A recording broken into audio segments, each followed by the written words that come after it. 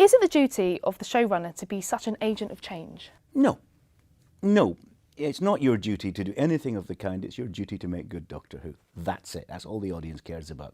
Periodically, Doctor Who must change a lot, because that's what it does best. It doesn't survive change, it survives because of change.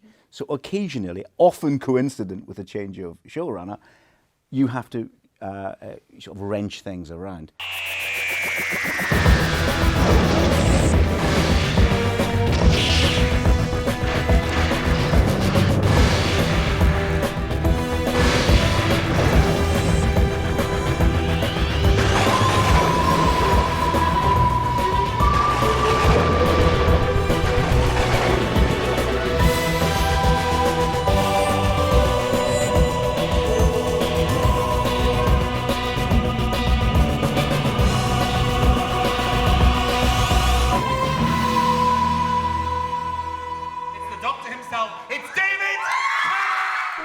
Russell T Davies's iteration of Doctor Who, with David Tennant inhabiting the role of the 10th Doctor, had seen the show elevated to the giddy heights of widespread popularity us long-term fans had always known it could once again attain.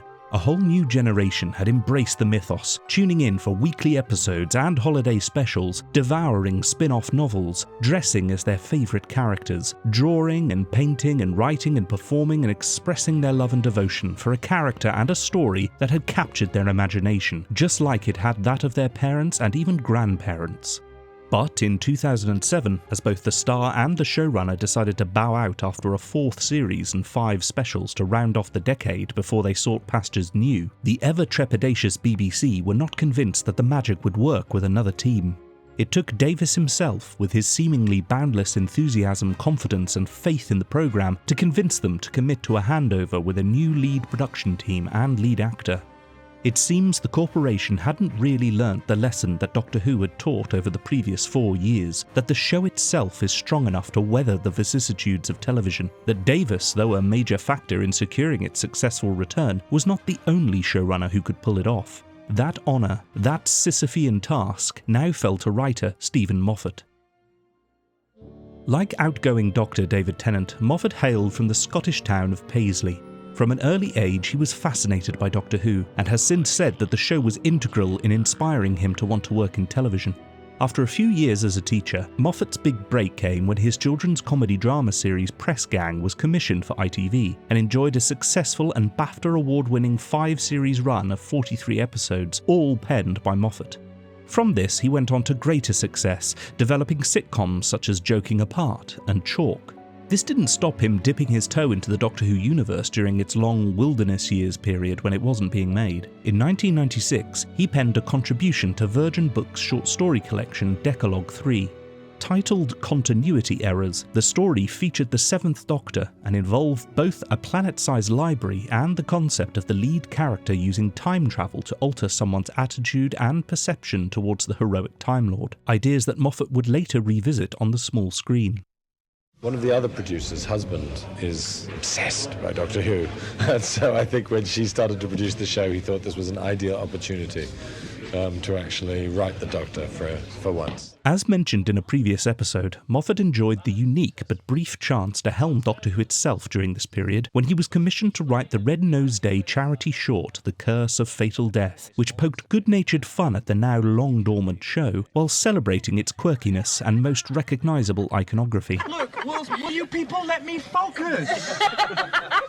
I would like a look at my life in a moment of quietness to study and collect my performance. You people are just standing around sort of wittering away. The writer clearly relished what he thought might be the only opportunity to actually write for the show that had inspired him since childhood to work in television. I'd love to do Doctor Who for real, but I don't know if we've got any serious plans to resurrect it, and I hope we haven't written it off forever. We certainly used up the rest of the Doctor's incarnations, so we might have, but hopefully not. In the early 2000s, Moffat penned the sitcom Coupling, which grew from a modest popularity to become an international hit, even receiving the dubious honour of an ultimately doomed American remake, much like other quintessentially British comedies such as Blackadder and Red Dwarf. When, in 2003, there was the official announcement that Doctor Who was returning under the stewardship of Russell T Davies, Moffat emailed the showrunner to congratulate him on landing such a coveted gig, not necessarily expecting to be invited to write for the new incarnation. Being a professional fan of the programme himself, and along with his policy of employing those other fans who had inveigled their way into the industry, such as Mark Gatiss and Paul Cornell, Davies was quick to offer Moffat the chance to write for the 9th Doctor. Moffat was initially unsure that he would be able to write drama as successfully as he had comedy, but couldn't pass up the opportunity to finally realise his dream. All right. What was the cause of death? There wasn't one. They're not dead.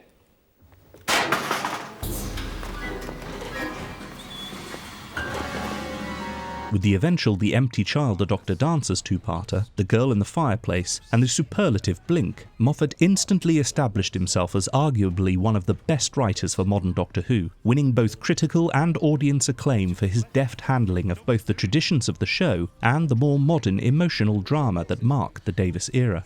Just this once! Everybody lives!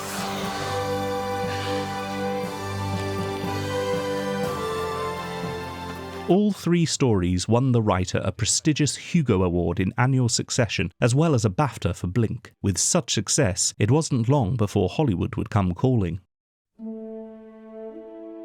He was deep into the writing of a trilogy of films overseen by the mighty Steven Spielberg and Peter Jackson, based on the classic Tintin adventure comics, when Davies contacted him to sound out the possibility of handing over the baton of Doctor Who's showrunner. Despite, in the writer's own words, this being his specific dream job, Moffat was at first wary of committing. With numerous projects on the go, not only Tintin, but a modern reimagining of Sherlock Holmes he and Mark Gatiss had conceived of on a train journey to Cardiff the fellow Who writers had taken together, it was apparent that he would have to renege on some commitments in order to take the job. It was after a phone call to discuss that matter with his father, Bill, that Moffat was convinced to take the plunge. The former primary school head teacher told him, and, to evidence exactly why it was his destiny, he sent him a photo he had taken of his son back in 1973. Moffat regarded his 11-year-old self deeply engrossed in the target paperback of Doctor Who and the Daleks, and was most struck by the resemblance to his own son Joshua. He knew then that he couldn't pass up the opportunity to ensure that those tales of escapism and hope continued. Work on Tintin had already been delayed owing to an American writers' strike, and Moffat felt terrible about now having to abandon his work on the project, leaving Spielberg to employ fellow British screenwriters Edgar Wright and Joe Cornish to finish the script. Spielberg was reportedly sympathetic and understanding, however, the legendary director telling him that the world would be a poorer place without Doctor Who. With the Die Now cast, Moffat, with incoming executive producer Piers Wenger, began to plan out the new era as Series 4 aired. It had been decided that the 10th Doctor would regenerate in the final special to be aired in early 2010, coinciding with Davies's relinquishing of the role of showrunner. However, on discovery that Moffat would be taking over, Tennant at first was tempted to continue for the new era's first series. The actor had loved performing in Moffat's scripts, and it was during recording of his latest, Silence in the Library, that he discussed the possibility with him during the writer's visit to the set. Ultimately, though, Tennant decided to commit to leaving as originally planned by the time the next Doctor was filmed in April 2008. As a result, the forthcoming Series 5 would be an opportunity for a fresh start for the programme, allowing Moffat's unique vision for the show to be realised in its purest form. This, of course, also meant that the pressure was on, even more so. It's surprisingly rare in Doctor Who's history for there to be such a clean break between the tenure of different Doctors. Only the arguable reboot of the Jon Pertwee era and the 2005 revival had really witnessed such a radical shake-up, with companions, title sequences, script editors, or title music usually softening the transition. In preparing Series 5, with Davies, Julie Gardner, Tennant, and any and all companions moving on, Moffat had both the freedom and the anxiety of making the show prove itself once more to an audience who now thought they knew exactly what Doctor Who was. When it was announced that he was to take over the job, however, I and many fans couldn't have been more confident that the show was in safe hands. I'd adored his stories thus far, and excitedly anticipated what he would do with the programme, and who he would cast to portray the new incarnation for our further travels in time and space.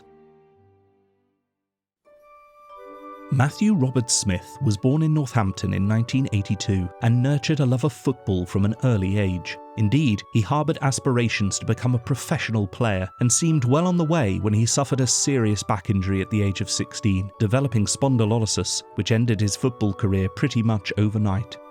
After forging his identity as a committed footballer, the sudden collapse of his dreams hit the young man hard, and it took his drama teacher's encouragement for Smith to realise his potential as an actor and to understand that performance offered him the same kind of freedom that football no longer could. With his teacher's persistence, Smith joined the National Youth Theatre in London, winning praise and notice from an agent with a notable portrayal of Bassoon in The Master and Margarita. He went on to study drama and creative writing at the University of East Anglia in Norwich as his professional acting career flourished, with his commitment to playing the part of Paul Danziger in Simon Stevens' Olivier Award-winning On the Shore of the Wide World, leading to an agreement that he could graduate from the UEA in 2005 without having to attend lectures in his final year. Following university, Smith found work in television, playing the part of Jim Taylor in the Billy Piper starring adaptations of the first two of Philip Pullman's Sally Lockhart novels, before going on to portray parliamentary researcher Danny Foster in the drama Party Animals in 2007. Right, so this kid has done time in Feltham for street robberies, now he wants to be a social worker. I mean, he's perfect. Poacher turned gamekeeper stuff. Where would it be? Outside his college seems the best place. I mean, he's a great example of why you need the carrot as well as the stick. Yes, I have understood the point of doing it. Yeah. Took a bit of legwork to find him. All right, set it up. These and several other appearances alongside continuing theatre work marked him as a clear up-and-coming talent. Doctor Who's casting director, Andy Pryor, had recently cast Smith in crime drama Moses Jones and noted down his name when he, Moffat and Wenger drew up a list of possible candidates to portray the 11th Doctor. Moffat had previously been vocal about his intention to have an older Doctor after the relatively youthful Tennant, envisioning the character as someone who appears around 40, someone who can handle the physical activity but still looks suitably wise and experienced. He was therefore somewhat cross when so many of the suggested candidates were in their 20s. By the time auditions began in November 2008, Moffat was already familiar with Smith, having seen him audition for Sherlock, where he had been the first to try for the role of Dr. Watson. Moffat felt he wasn't right for that part, but noted that his eccentricity would be suitable for that of a Holmesian character. Unfortunately for Smith, Benedict Cumberbatch had already won that role. And now here he was, 26 years old and the third actor in a very long list to present his version of a character from a long-running show he'd never really seen, a character that the showrunner himself imagined as a much older man, and smashing it. Moffat later said of Smith's audition, "He was just totally perfect from the off. He just got what sort of part it was. The lightness, the fun, the nuttiness of it instantly. He was such an obvious choice." It didn't quite seem real that the 11th Doctor had been found so early in the audition process, however, and several further weeks of auditions were undertaken until Moffat came to the conclusion in December that Matt Smith, despite being totally different from the showrunner's imagined lead, was perfect for the role. I love this part, and I love this show so much. And if I don't take a deep breath and move on now, I never will, and you'll be wheeling me out of the TARDIS in my bath chair. By this point, it had been announced that Tennant would be leaving the show after a series of specials in 2009, and with Doctor Who's prominence in the media so high, it was decided that a special episode of behind-the-scenes documentary series Doctor Who Confidential would reveal the identity of the new Doctor, to be screened on the 3rd of January. Meet the 11th Doctor tomorrow on BBC One at 5:35. This would allow the production team greater control over potential spoilers ahead of filming the new series, and stoke anticipation for the upcoming Moffat era. I'm flabbergasted. I haven't slept, really, to be honest. Truthfully, I haven't. I probably look a bit bags under the eyes now. Because it's sort of an iconic part of our culture, and like my granddad knows about it, my dad knows about it. I mean, it's been going since 1963. And I think it sort of has the iconic kind of status that Robin Hood or Sherlock Holmes, and I'm sort of taking that on. That's my responsibility. It's exciting, nerve-wracking, exciting. Stops me sleeping.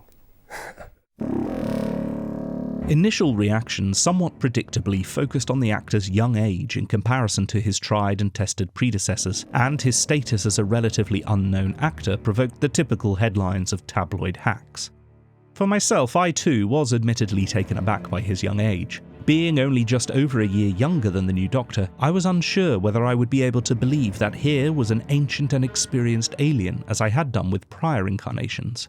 Seeing him interviewed as part of the confidential special, however, his peculiar agelessness, a sense of an old professor trapped in the body of a young student, and an enigmatic eccentricity exemplified by a most doctorish hairstyle came across loud and clear, and was enough for me to reserve judgment until his eventual debut the following year. I've got this wonderful sort of journey in front of me where I've got this kind of 6 months to build this Time Lord. You know, and that's such an exciting prospect because I love that part of being an actor. I love the discovery of it and the being a detective bit, and that excites me hugely. But I don't know. I've got to build him up. With 6 months to go until his regeneration scene was planned to go before the cameras, Smith had plenty of time to acquaint himself with the character and the extracurricular responsibilities he was about to shoulder. A chance meeting with 5th Doctor Peter Davison at a dinner party hosted by Moffat had the veteran introducing the young actor to the wider culture that surrounded the show, such as the convention that Davison was about to jet off to in Melbourne, Australia. Unlike Tennant, Smith was not overly familiar with Doctor Who prior to gaining the part, but quickly ensured to immerse himself in its lore, catching up on the revival since 2005, and then dipping into the back catalogue of the classic era, where he was particularly struck by 2nd Doctor Patrick Troughton's incarnation, whilst viewing seminal 60s adventure Tomb of the Cybermen. The cosmic hobo quickly became a firm favourite of the new lead. As he told the tabloids, "He's peculiar without ever having to be peculiar." He even took to penning his own fan fiction whilst on holiday in Egypt. In an attempt to enter the Doctor's headspace, Smith conjured up a tale of his Doctor trapped in a time bubble, with that other enigmatic genius, Albert Einstein, helping to build the pyramids in ancient Egypt. In May, the final scenes for David Tennant's swan song as the 10th Doctor were recorded, and Russell T Davies had offered Moffat the courtesy of scripting the new incarnation's first scene following his explosive regeneration. Following the emotional farewell of such a popular Doctor, the closing shots of the episode saw the new production team fully embracing the shift to a new era, with a fast-paced and exciting switch from the moribund 10th Doctor's lamentable demise, which was so sudden as to almost cause whiplash.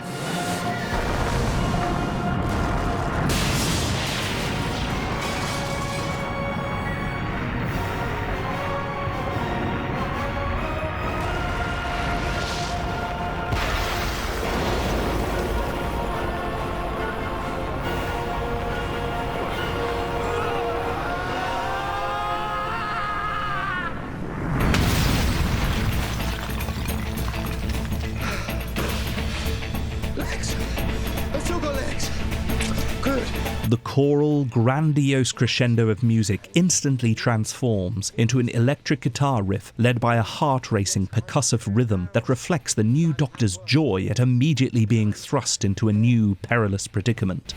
I'm a girl! No! I'm not a girl! And the new Doctor himself? The epic events of the preceding story didn't leave much time to truly introduce this new incarnation, and it was hard to judge what the new era would be like from this short debut. It was clear that he was as energetic and as scatterbrained as ever, taking a characteristic amount of pleasure from his otherwise potentially fatal circumstances, but beyond this, would have to wait for his full unveiling later that year.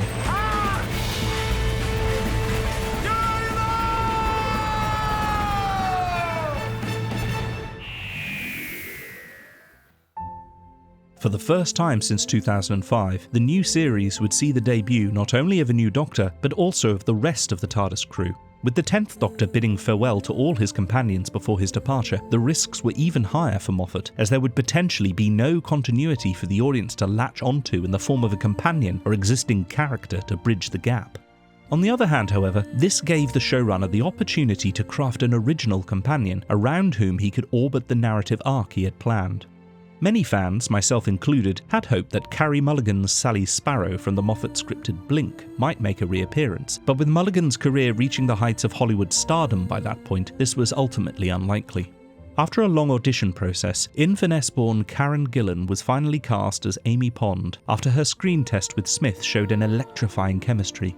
Gillan had appeared in a minor role in Series 4's The Fires of Pompeii, which had placed her on Andy Pryor's radar when he was listing potential actresses to portray the new companion.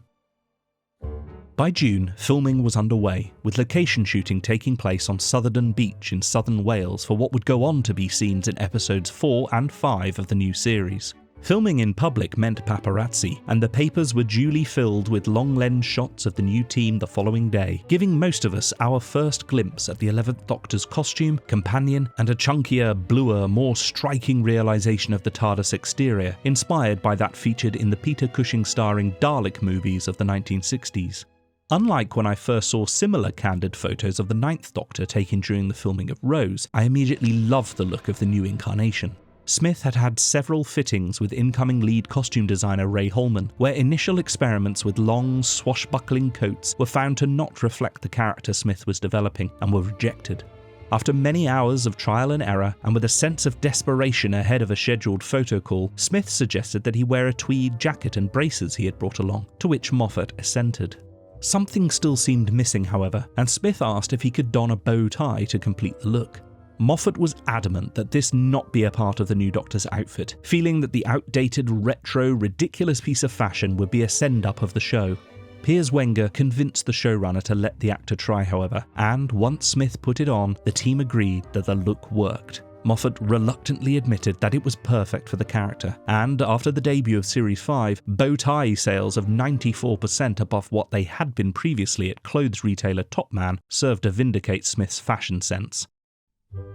The 11th Doctor's look perfectly encapsulates the professor-student juxtaposition that Smith knew he was going for, capturing the relaxed formality of previous incarnations, whilst also implying a sense of the scruffy, scatterbrained nature of an eccentric caught up in unexpected events. The only thing that Smith wanted but didn't have time to select was a hat, a desire that Moffat would incorporate into the character of the new Doctor. The first look we had into the new Doctor-companion dynamic took the form of a special 3D trailer shown in cinemas in February 2010, ahead of the Series 5 debut that Easter. How about that one? Bit green up close. That one's flickering. Yeah, sorry, thought I'd fix that. Who are you? I'm the Doctor. Doctor Who? Eschewing footage from the upcoming series itself, the trailer briefly introduced the new leads before dropping them down a trans-dimensional rabbit hole populated by the monsters they would soon face. Whilst exciting and visually impressive for the time, I must admit I found the trailer a little underwhelming.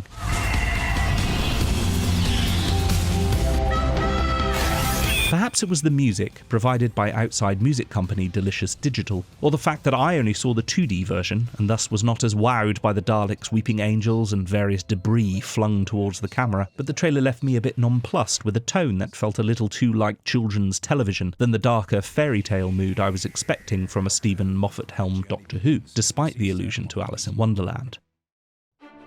I needn't have concerned myself, however, as the airing of the new era's first episode on Saturday the 3rd of April completely bowled me over and put my fears firmly to rest. It's difficult to overstate just how much of an achievement the 11th Hour was in successfully laying out Moffat's vision for the series, considering it had so many obstacles to overcome. After an era where not just fans but the general public had taken the programme to heart, where the Midas touch of Russell T Davies had now been withdrawn, where one of the most successful British breakout stars of the century had now moved on, it's difficult to even imagine the weight of responsibility and pressure on the shoulders of the production team, especially those of Moffat and Smith. That the debut of the new era is nonetheless a triumph of writing, performance, cinematography and music is nothing short of a miracle, and a resounding validation of the strength of the programme and its ongoing narrative.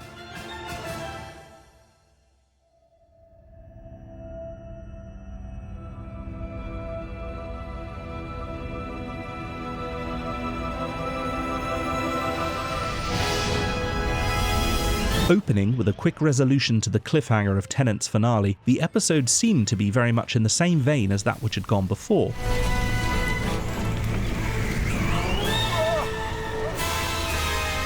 After an opening shot of the planet from space, recalling similar prologues to both prior 21st Century Doctors debuts, the percussive trumpeting music of the Davis era accompanies a slightly silly, almost slapstick piece of action that sees the new incarnation almost lose his newly reformed family jewels.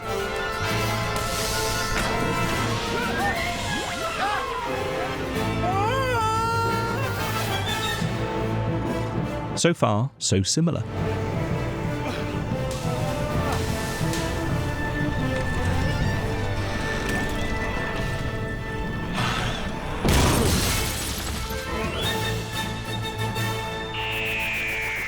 Then we quite literally crash into a new opening sequence with the time vortex now a tumultuous, cloudy affair, seemingly more hazardous than ever before. Whereas composer Murray Gold had previously used samples of the original Ron Grainer Delia Derbyshire composition, a completely rearranged version of the main theme was created for this new series, incorporating a fanfare to the opening bars which took many fans by surprise when it first played. This, alongside the redesigned titles and logo, firmly established that this could be as definitive a soft reboot as Rose had been 5 years before.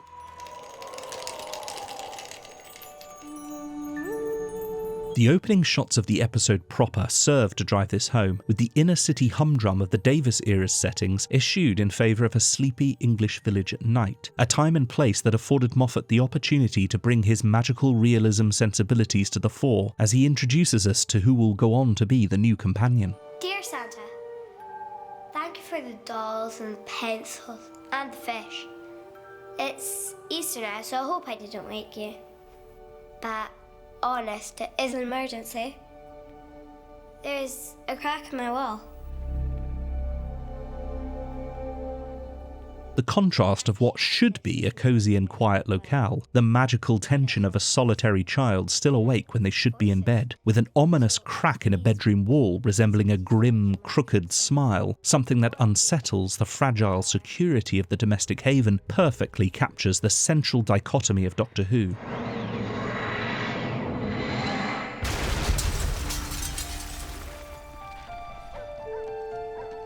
Back a moment.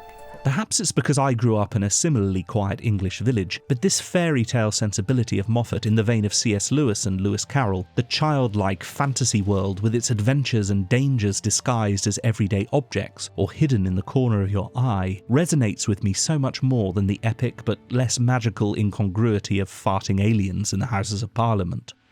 Thank you, Santa. This is where I feel that Murray Gold really began to soar as a composer for my favourite show. While he had created fantastic and exciting themes for the programme since 2005, with moving choral songs like that used for the tragedy of losing Rose in Doomsday, I had always felt that the music had been a little too bombastic and distracting. Perhaps it was more to do with the final sound mix than the music itself, but even with a decent sound system, it's still difficult to discern dialogue in some scenes of the Eccleston and Tennant eras. With Series 5, the music, while still pretty omnipresent, becomes more supportive of the emotional cadence of the scenes, helping to really establish the fairy tale tone that Moffat was clearly going for. The beautiful wind chime-like trickling notes of Amy's theme help to convey the innocence and wistful comfort of her childhood, whilst the intrusion of discordant bass breaths that seem to float from the crack in her wall suggests that something's not quite right, that the seemingly peaceful tranquility of her life is threatened by something hidden in shadows and thin air. For me, it perfectly captures the frisson of comfort and fear that is growing up surrounded by the unknown, and the imagination and ambition of adventure that children share before the mundanity of life intercedes. It is this that makes it a perfect accompaniment to the programme.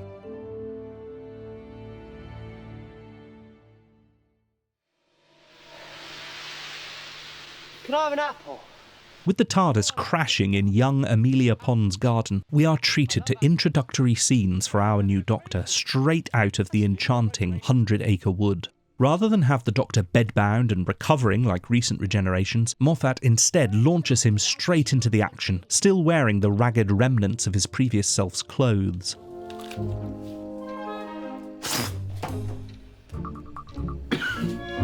That's disgusting. What is that? An apple. Apple's rubbish. I hate apples. Wearing his fairy tale inspirations firmly on his sleeve, the new Doctor tries a variety of foods, convinced, as was Tigger when he showed up at Pooh's house in the middle of the night, that he loves everything and anything, an assertion proved very much incorrect.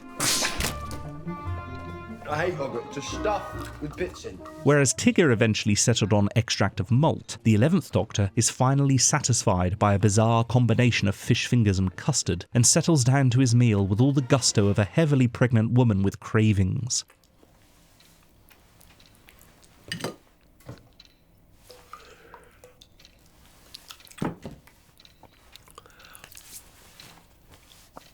Funny. Am I? Good.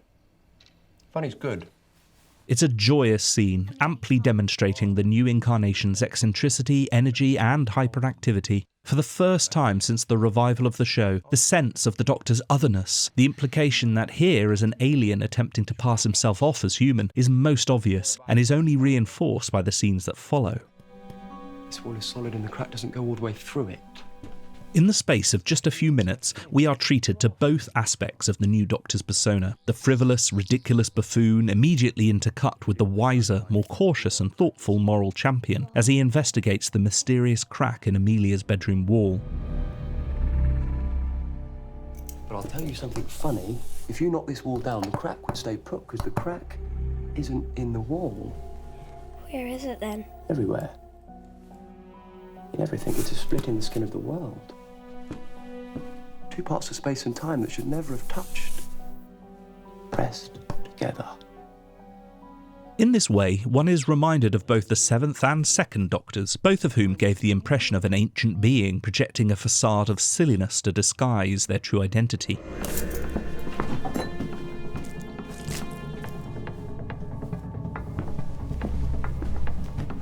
Unlike with those incarnations, however, where the facade was intended to trick opponents into underestimation, with the 11th Doctor one gets the sense that it's partly to trick himself. Placing the episode within the wider context of the series thus far, it is possible that after the traumatic events of the end of time, of revisiting the Time War and the terrible choices and courses of action he had had to make, with his home planet and people banished back to what he himself labelled hell, this new incarnation is again running away from confronting that reality, seeking to forget his loss through thrill-seeking with greater abandon than ever before. You know when grown-ups tell you everything's going to be fine and you think they're probably lying to make you feel better? Yeah. Everything's going to be fine.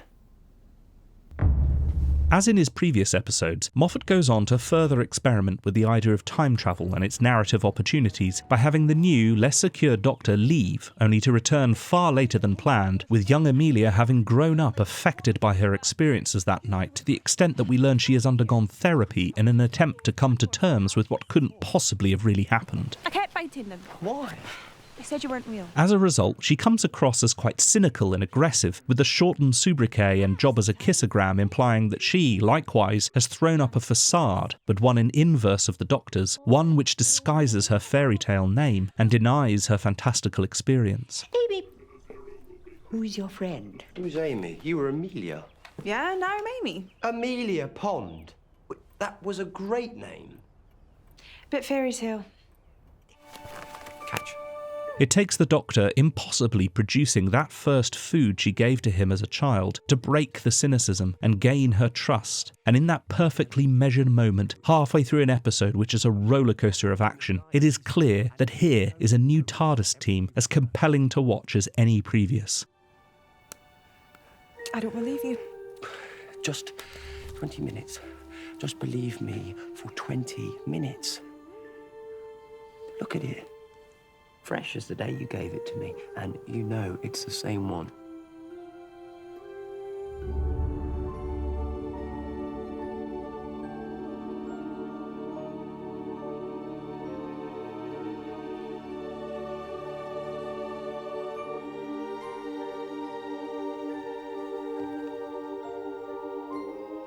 Amy, believe for 20 minutes.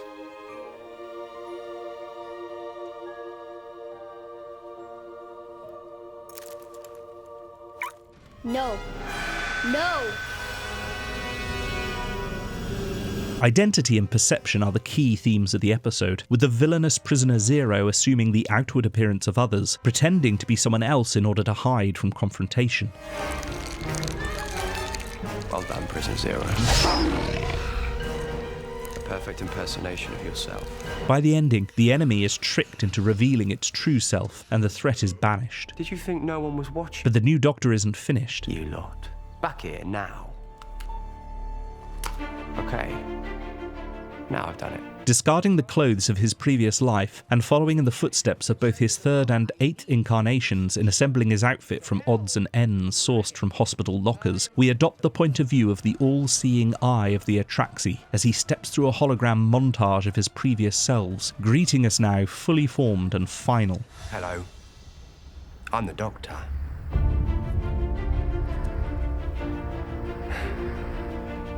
Basically, run.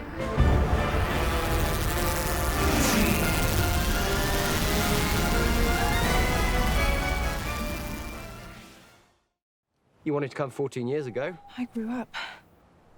Don't worry. I'll soon fix that.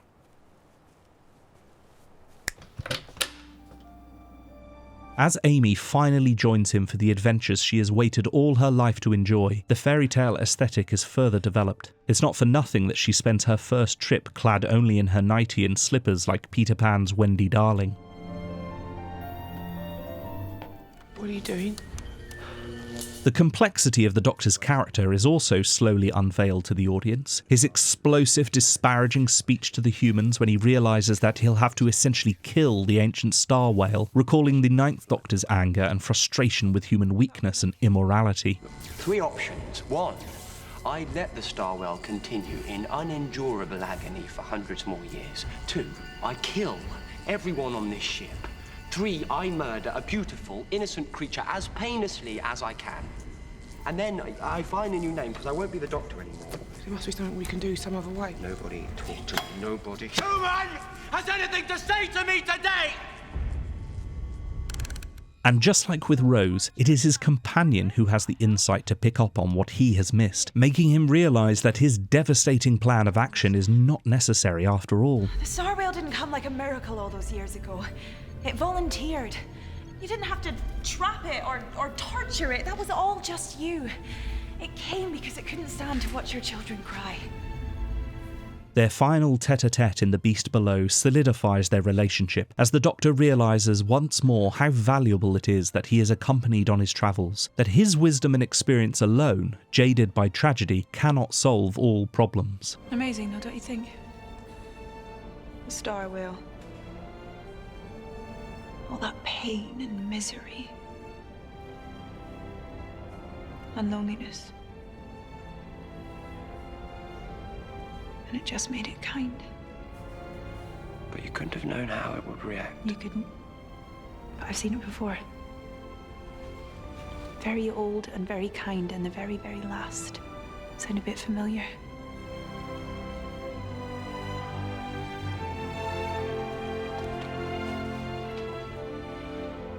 Further adventures see the new era settling into its new broom approach to the iconography of the show.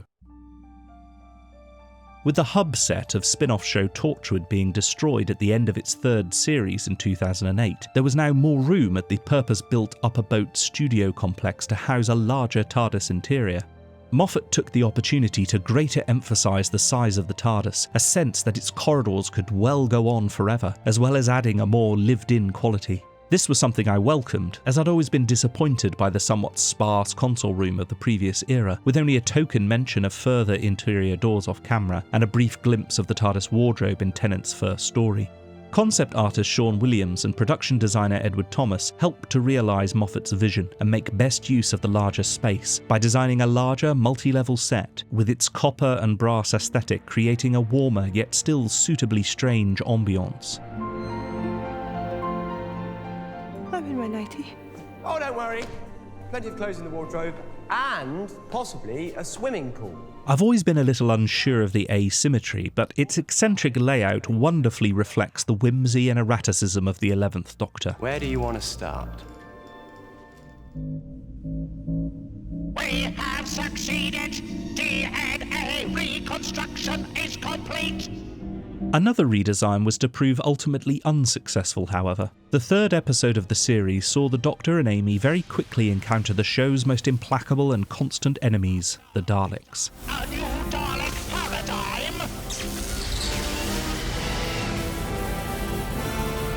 In an attempt to recall the strikingly realised versions of the famous foes featured in the 60s Dalek movies, of which writer Mark Gatiss had fond memories, the radical redesign had the fascistic Pepperpots appear taller and more colourful. Unfortunately, as Moffat belatedly realised, the height was something only really effective in person, and not something that particularly came across on screen. Something else not obvious in the final product is that the new multiple colours were intended to denote specific ranks and roles in the new purified Dalek hierarchy. As a result, the new Daleks recalled rather children's television's Teletubbies with their bright variety of colour schemes.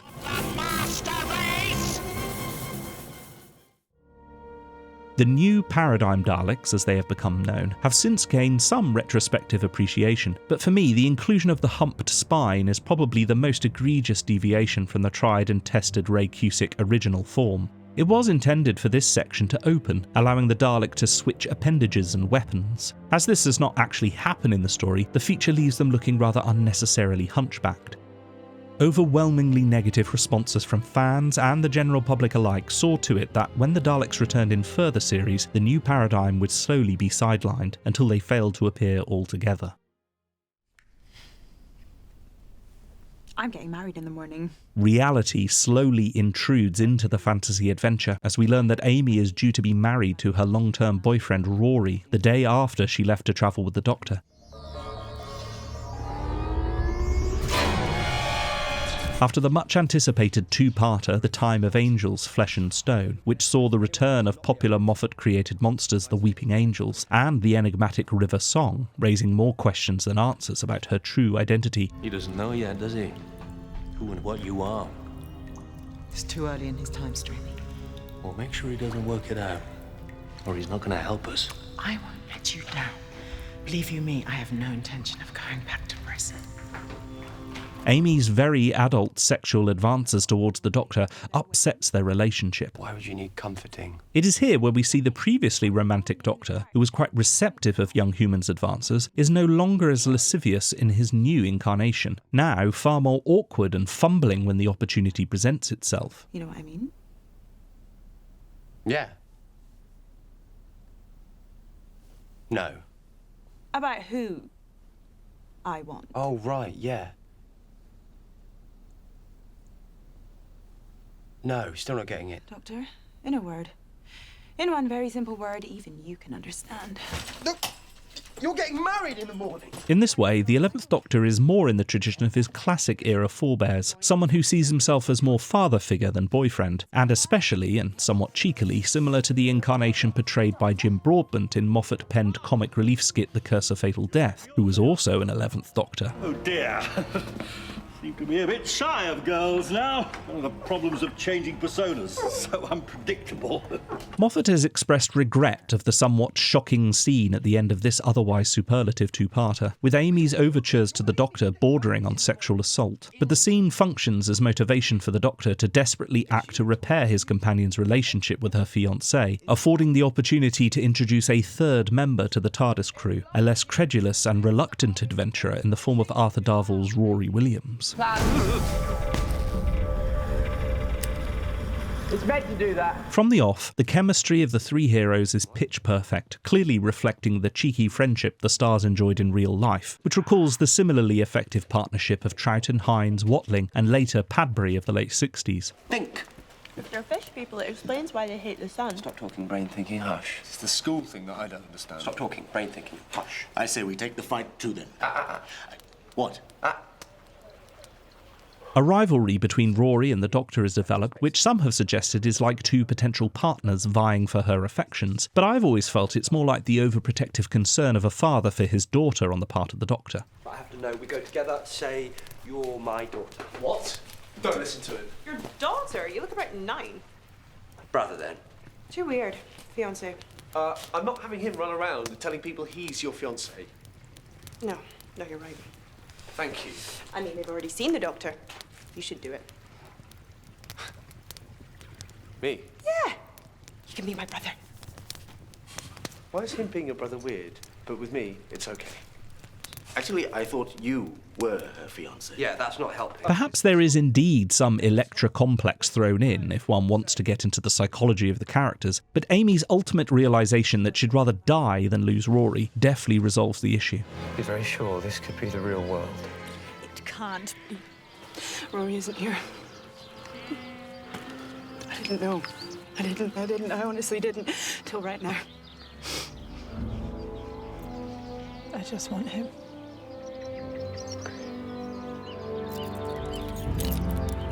It's all the more shocking, therefore, when Rory is not only fatally wounded, but wiped from history when he comes into contact with the energy leaking from the mysterious cracks in time that plague their adventures throughout the series.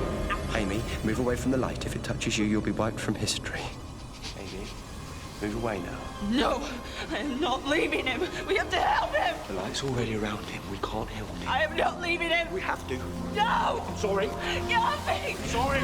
Get off me! With only the Doctor able to remember him, Rory's loss affords the opportunity to develop Amy's emotional range, who nevertheless feels an absence in her soul, something that Van Gogh picks up on in the Richard Curtis-penned Vincent and the Doctor, a standout and moving meditation on the subject of mental health. If Amy Pond can soldier on, then so can Vincent Van Gogh. I'm not soldiering on. I'm fine.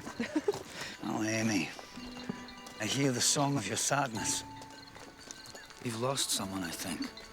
I'm not sad. Then why are you crying?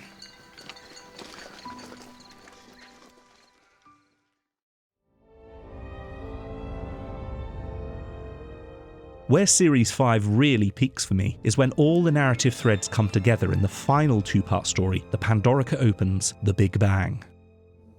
While Russell T Davies had introduced so-called big bad story arcs to the programme in 2005, inspired by similar examples in Buffy the Vampire Slayer and The X-Files, these had primarily been token mentions that teased upcoming events.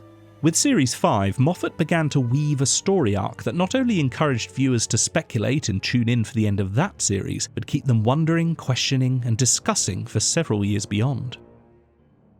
He's very ill, Madame Benet. Look at this. Even worse than his usual rubbish. What's it supposed to be?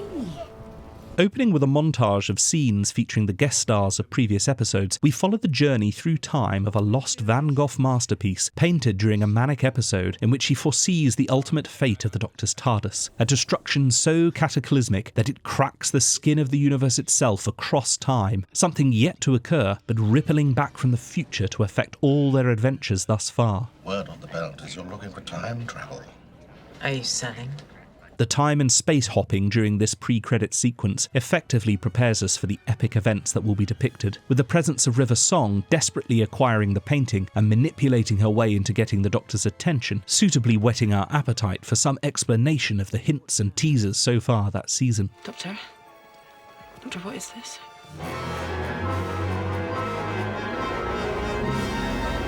These had been both big and small, with the cracks in time having direct and indirect influence on events, and references to something called the Pandorica. The Pandorica.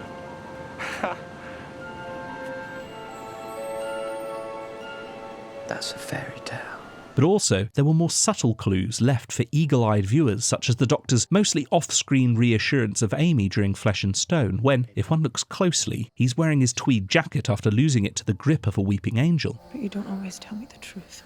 If I always told you the truth, I wouldn't need you to trust me. It could have been a continuity error, but fandom thought it unlikely from the writer of the convoluted time travel shenanigans of Blink. Meeting River in 2nd century Britain, the trio are led to investigate nearby Stonehenge, for which special permission was sought for a single night of filming, with strict conditions imposed to protect the ancient site, with some scenes shot elsewhere using a foam reconstruction. It was a deal well worth the extra headache for the production team, not only lending a sense of suitable gravitas and production value, but showing off a significant icon of British culture.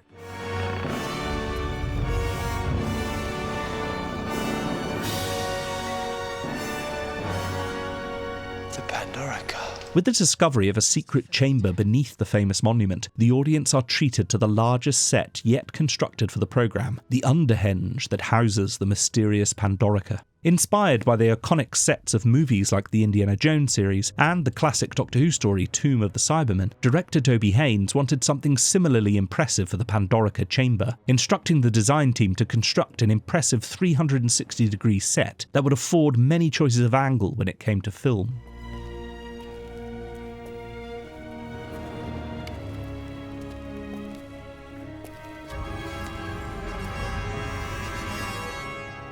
There was a goblin, or a trickster, or a warrior.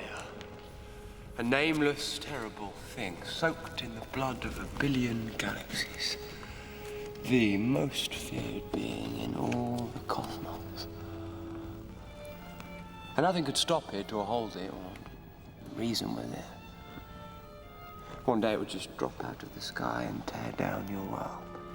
The size and lighting of the fantastic set, alongside Murray Gold's suitably John Williams-esque soundtrack, lends the story further production value, developing the mystery and importance of the Pandorica. When it appears that all the Doctor's foes have assembled over Stonehenge, with some enemies who only ever appeared in spin-off media getting a name check, Slovene, Chelonian, Nestine, Dravin, Sycorax, Hemagog, Zygon, Atraxi, Draconian. They're all here for the Pandorica.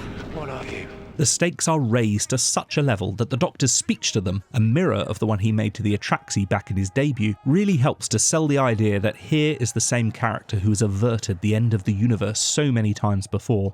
Now, the question of the hour is, who's got Pandorica? Answer, I do. Next question, who's coming to take him from me? Come on! Look at me! No plan, no backup, no weapons worth a damn. Oh, and something else I don't have. Anything to lose. So, if you're sitting up there in your silly little spaceship with all your silly little guns, and you've got any plans on taking the Pandorica tonight, just remember who's standing in your way. Remember, every black day I ever stopped you, and then, do the smart thing. Let somebody else try first. It's only when they finally appear in person that the limitations of budget begin to show. In order to assemble such a wide range of villains, any and all costumes from recent stories were sourced from the stores, leading to some strange inclusions like the Hoiks and Roboforms, both of whom previously characterised as essentially henchmen of greater foes, now standing shoulder to shoulder with more fearsomely independent monsters like the Daleks and Cybermen. Still, the decision to include such a fan-pleasing smorgasbord of established enemies helps to up the ante and scale of the problem that the Doctor faces. The Pandorica is ready! Ready for what? Ready for you! We aren't reassured by the Doctor's verbal volley for long, however, as Moffat very quickly sweeps the carpet out from under us, as it is revealed that the Pandorica, the most secure prison ever invented, does not yet have its intended occupant, the Doctor himself. Constructed by the alliance of his greatest enemies who have become aware that the destruction of his TARDIS will result in a total event collapse that will wipe out the universe, they hope to prevent this fate by having him sealed within. Using Amy's memories and favourite literature, they have constructed an irresistible trap from which it appears there is no escape. The cracks in time are the work of the Doctor, it is confirmed! No, not me, the TARDIS, and I'm not in the TARDIS, am I? Only the Doctor can pilot the TARDIS. Even Rory, previously wiped from history, has been reconstructed as an Auton duplicate due to the coincidence of a photograph of him wearing Roman legionary fancy dress laying amongst the collected materials of Amy's from which they have sourced their trap. Please, listen to me! You will be prevented! Total event collapse, every sun will supernova at every moment in history. The whole universe will never have existed. Please listen to me! Seal the Pandorica. No! As the Doctor is sealed inside the Pandorica, the ultimate failure of the enemy alliance's plan is revealed.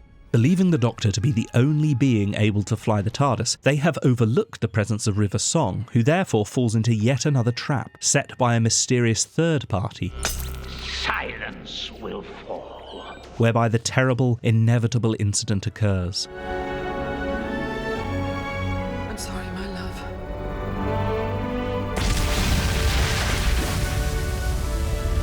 With Amy shot by her fiancé, who is tragically unable to resist his master's programming, the episode ends with what I argue is one of the all-time great cliffhangers, as we see the destruction of everything, everywhere, every when. The music cuts out, and silence truly falls. How on earth will the Doctor get out of this one? This is probably when I realised that this new era was my favourite of the series since the revival. I'd loved the Davis era for its energy, respect of the classic series, and character development, but there had always been something lacking for me, a level of inventiveness with the premise of individual stories, and plots that truly couldn't be done in any other programme. This is the joy of Moffat's writing. Where he is perhaps less accomplished with crafting moving interpersonal relationships between his characters, his ability to fashion convoluted plots that keep you guessing, questioning, and surprised by the eventual conclusion was the real breath of fresh air that I felt the show needed. The fact that he was so keen to explore the dramatic potential of time travel in a show that is fundamentally about a time traveller was one of those so obvious why didn't anyone think of it before revelations that really underlined his genius. As the camera pulled back from the Earth, caught in the eye of the storm that was an exploding universe, I couldn't wait for the conclusion the following week. And for someone who had been devouring the show for decades, reading hundreds of tie-in novels, I truly had no idea how my hero would be able to overcome this seemingly terminal cliffhanger. What do you see, Amelia? The moon. And what else? Just the dark. Typically, Moffat immediately pulls the rug from under us again in the opening of the second part, where we meet young Amelia once more and revisit the night she first met the Doctor, now notable for his absence, alongside that of the stars in the sky. Not just in the present, but seemingly throughout all of history. You know there's no such thing as stars. After she follows enigmatic clues to where the Pandorica has ended up exhibited in a museum, the box opens to reveal not the Time Lord, but Amy herself, who tells her younger self in a line that almost breaks the fourth wall. Okay, kid. This is where it gets complicated. This line can pretty much serve as a statement for the Smith era as a whole, with viewers at the time and since bemoaning the complexity of Moffat's story arcs. While some developments in later stories arguably reflect Moffat getting a bit too convoluted and pretentious, in Series 5 at least, I feel he got the balance about right. The cleverness of the Doctor's solution to the problem rewarding the viewer and flattering them by not assuming they are entirely ignorant of science fiction premises. You need to get me out of the Pandorica. But you're not in the Pandorica. Yes, I am. Well, I'm not now, but I was back then. Well, back now from your point of view, which is back then from my point of view. Time travel, you can't keep it straight in your head. It's easy to open from the outside, just point and press. Whilst it's true his Pandorica imprisonment is very quickly resolved through a bit of paradoxical breaking of the laws of time, it had served its initial narrative function to stop the Doctor from immediately being able to prevent the TARDIS's destruction, and with the plot quickly switching to the larger existential threat of the universe ending, rather than the danger posed by the monsters of the previous episode, we are swept along on this new track, with not enough time to really reflect on how we've been hoodwinked. Total event collapse, the universe literally never happened. So how can we be here? What's keeping us safe? Nothing, I have the storm, that's all. We're just the last light to go out. It also gives Smith the opportunity to finally gain that longed-for hat, in this case, a fez, quickly dispensed with by the two female leads. What in the name of sanity have you got on your head? It's a fez. I wear a fez now. Fezzes are cool. Oh! As the story continues, however, the Pandorica gains a new purpose. With its interior unaffected by the universe-shattering explosion, the atoms inside can be used to reboot the universe, just as they had restored Amy after her seemingly fatal wound. No, too fast. I'm not getting it. The box contains a memory of the universe, and the light transmits the memory, and that's how we're gonna do it. Do what? Relight the fire. Reboot the universe.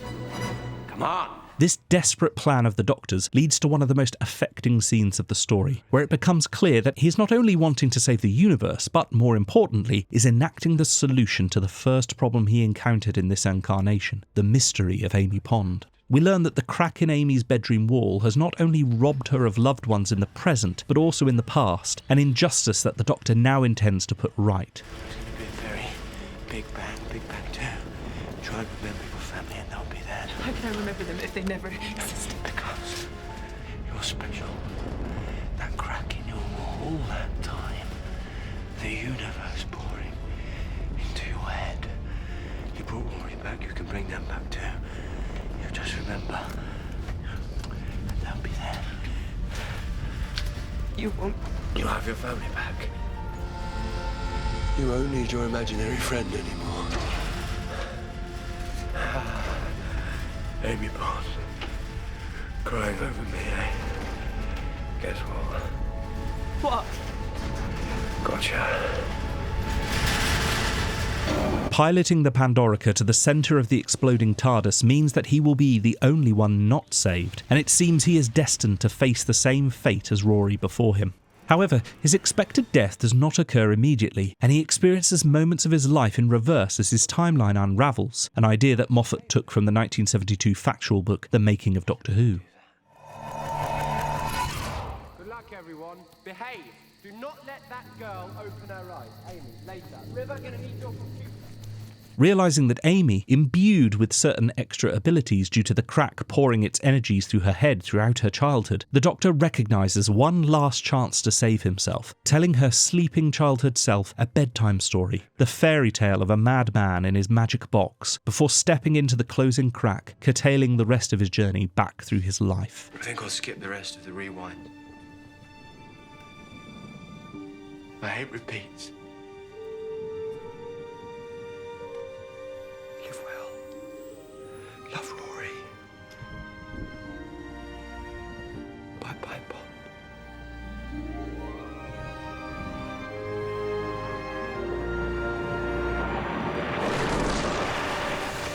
Moffat later explained that he originally wrote a more scientific resolution for the finale, but whatever you think of Amy's subsequent remembrance of the Doctor bringing him back from non-existence, it certainly fits with the fairy tale aesthetic of the new era. The genius notion of having the TARDIS fit the old wedding tradition of Something old, something new, something borrowed, something blue. always makes me smile, and the triumphant return of the Doctor in top hat and tails and the subsequent party after all the tragedy feels well earned and fittingly celebratory. Okay, Doctor. Did I surprise you this time? Yeah. Completely astonished. Never expected that. How lucky I happen to be wearing this whole thing. Hello, everyone! I'm Amy's imaginary friend. But I came anyway. With the newlyweds in tow, the story ends with the TARDIS dematerialising for further adventures. For the first time, however, the series ended with questions still unanswered. Who exactly is River Song? What are the Silents? And why did they destroy the TARDIS? All of which promised further complications and revelations in the next series.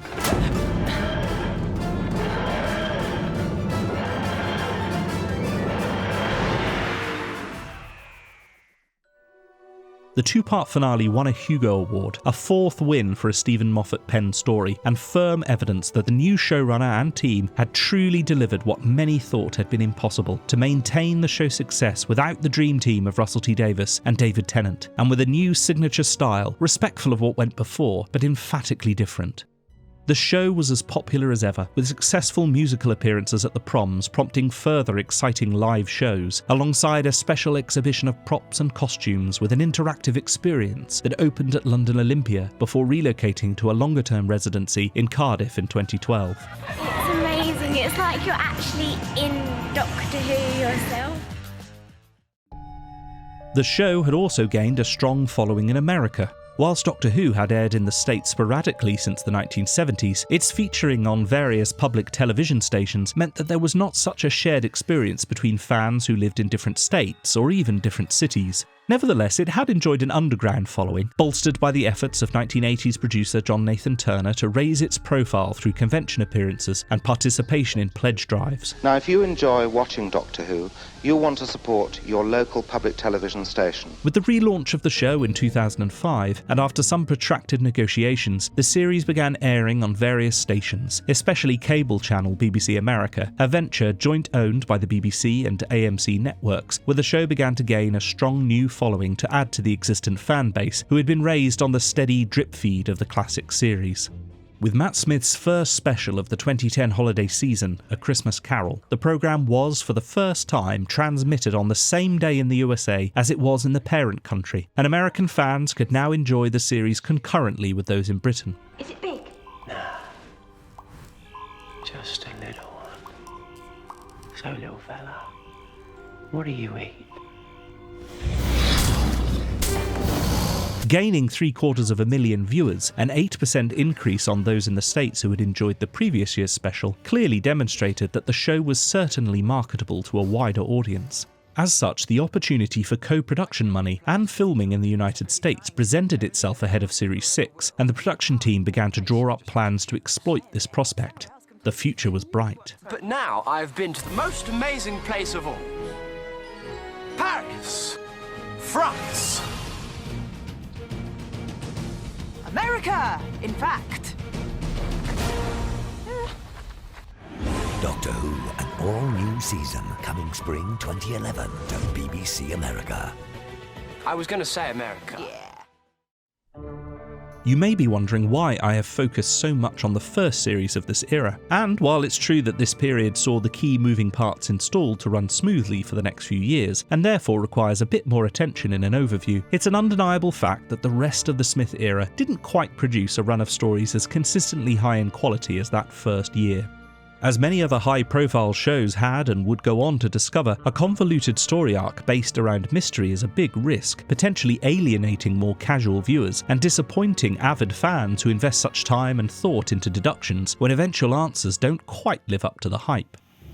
Hello. It's okay, I know it's you. Smith's second year starts with an ambitious scope similar to that of the previous finale, opening with a two-parter including that opportune location filming in America, the first time that this had occurred with the lead actors involved, that sees the Doctor gunned down by an impossible astronaut. What's he doing? Both the story and the press material that surrounded it assured us that this was a true death, not a cop-out. So, with the TARDIS team joined by a younger version of the Doctor for further adventures, a compelling question propels the audience to the end of the series. How can this fate possibly be averted?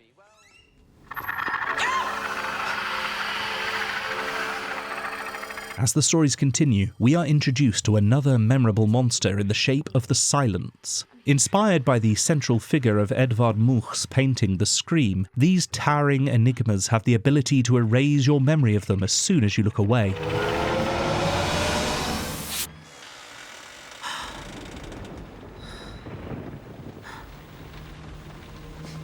Their form a twisted mockery of humanity, dressed in inexplicably soiled suits that recall the original UFO legend of the mysterious Men in Black. They fantastically fit the conspiracy-laden 1960s setting. You can tell me, because I won't remember.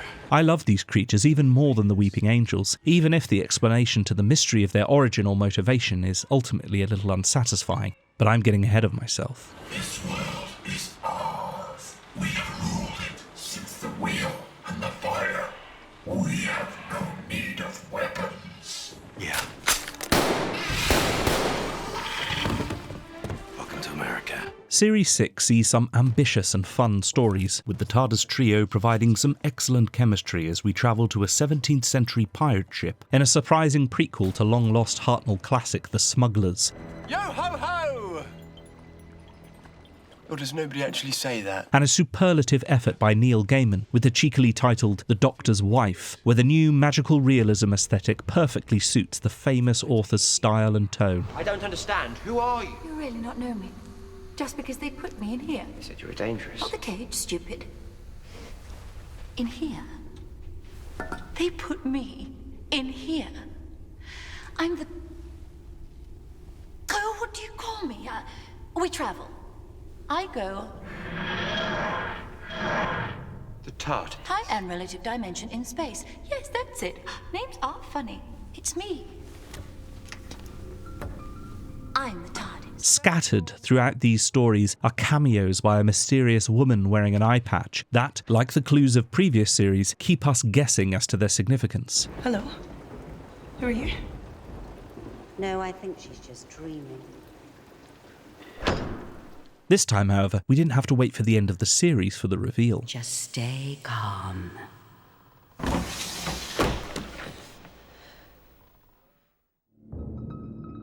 With With the BBC wishing to avoid what had become a traditional mid-season ratings slump, mainly due to the onset of summer weather, the decision was taken to split Series 6 into 2 parts, something that American network shows like Battlestar Galactica had long done, affording the opportunity for a mid-season cliffhanger and an attention-grabbing relaunch with the second half. Some have since speculated that Moffat was also spreading himself a bit thin due to his helming of the wildly successful Sherlock that he and Mark Gatiss had launched to great acclaim concurrently with Doctor Who. The evidence for this affecting the schedule doesn't really back up the claim, but it is likely that the pressure of scripting both series couldn't have done many favours for the eventual programmes. Whereas Moffat had had the benefit not only of years of fantasising, but of an extended lead time ahead of crafting Series 5, his scripts for Series 6 and Sherlock would not have the opportunity for as much redrafting and revision. Hello.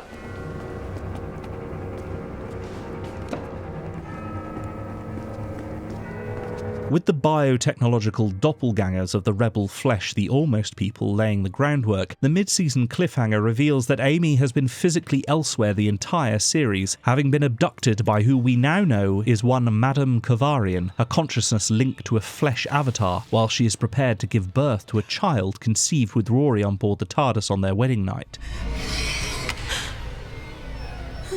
Well, dear, you're ready to pop, aren't you? Little one's on its way. Imbued with certain Time Lord abilities via the unique nature of her conception within the time vortex, we learn that this child is destined to become a weapon to be used against the Doctor, who, with a Dirty Dozen-style motley assortment of allies, vengefully rescues his companion, but is too late to save her daughter, Melody. Amy.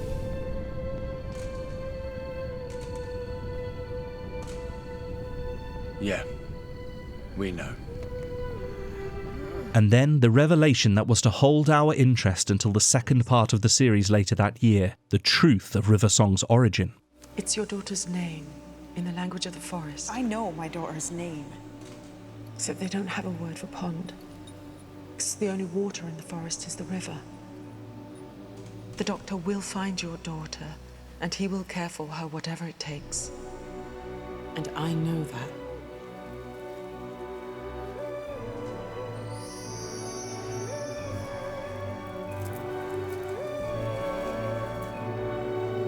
It's me. I'm Melody. I'm your daughter. Having Amy's daughter turn out to be the time-travelling archaeologist we'd first met at the end of her life back in 2008 was a typical flourish of Moffat genius that I admit I didn't see coming. For the following episode's introduction of a new, never-before-mentioned childhood friend of Amy's in the shape of recidivist gun-toting Mel's to completely floor me when she regenerates into the familiar face of River just goes to show that I really should pay more attention. You're Melody. But if she's Melody, that means that she's also... Shut up, Dad. I'm focusing on a dress size.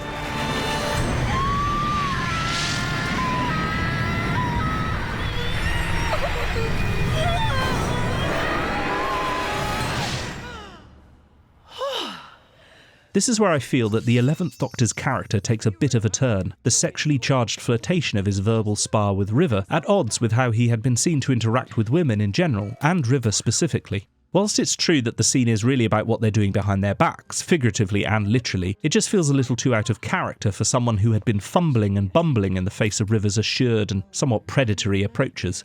One could argue that now he knows the truth of River, or at least that of her past, and that for the first time he is the one more informed out of the two of them, he is less on the back foot, an overconfidence which ultimately seals his fate when she poisons him with a fleeting kiss. I'm all yours, sweetie. Only Riversong gets to call me that. And who's Riversong? An old friend of mine. Stupid name. However, I still maintain that Moffat wrote the Doctor according to the needs of the plot rather than the established facts of his character.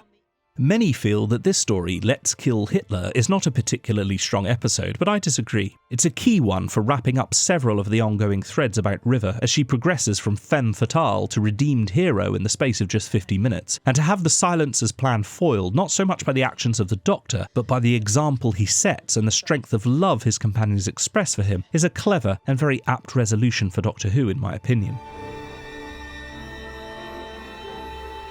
What's happening? River, what are you doing? Just tell me. The Doctor. Is he worth it? Yes. Yes. He is.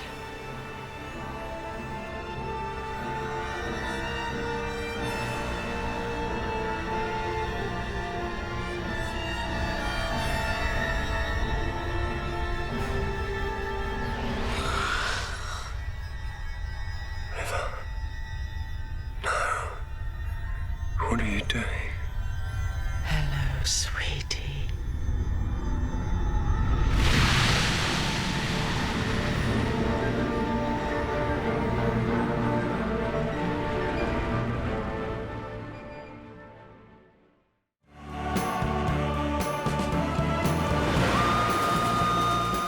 With only a single episode finale for Series 6, where we know the Doctor's ultimate fate seen earlier in the year must be averted despite the assertions of how unalterable it is, Moffat really stacked the cards against himself. It's fair to say that the eventual conclusion doesn't quite live up to expectations. The finale provides some moving and effective scenes, such as the fleeing Doctor having to accept and face his unchangeable future after learning that his old friend Brigadier Lethbridge Stewart has passed away. Doctor, what's wrong? Nothing. Just...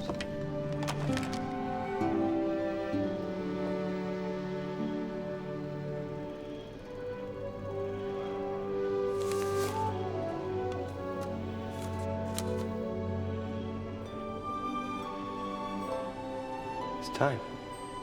However, the use of the Tesselector, a shape-shifting automaton controlled by a shrunken crew, the idea for which Moffat freely admitted to lifting from the numbskulls featured in the pages of the children's comic book The Beano, as the ultimate solution to the problem, is a bit unsatisfactory.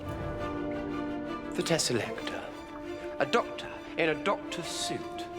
Time said I had to be on that beach, so I dressed for the occasion. Barely got singed in that boat. I may well be wrong, but it feels a little like the dramatic death of the Doctor at the opening of the series was conceived of first, with the eventual solution left to be worked out later, long after the attention-grabbing event was set in stone, and, in retrospect, reminds one of a similarly unsatisfying revelation eventually given as to how Sherlock Holmes survived another seemingly fatal turn of events early the following year in Moffat's other popular drama. Still, at least the Doctor didn't become Space Jesus a la Last of the Time Lord, so it's not quite as egregious a Deus Ex Machina. The decision was taken to split the series again for the following year, but partly owing to the extensive coverage of 2012's London Olympics, this time the two parts would straddle a Christmas special, meaning that viewers had to wait an extended period until the premiere, with the bulk of the series airing in 2013, the anniversary year. For this series, Moffat decided that the episode should be more standalone than those of the continuity-heavy Series 6, with each instalment promoted like a short film, and with notable differences to their opening sequences. With the news that Amy and Rory would be leaving the TARDIS at the end of the first part, to be replaced by Clara, played by Jenna Coleman, the showrunner couldn't quite restrain himself from working in a little timey-wimey call forward, inserting a character known as Oswin, played by Coleman, in the opening episode, Asylum of the Daleks. Where am I?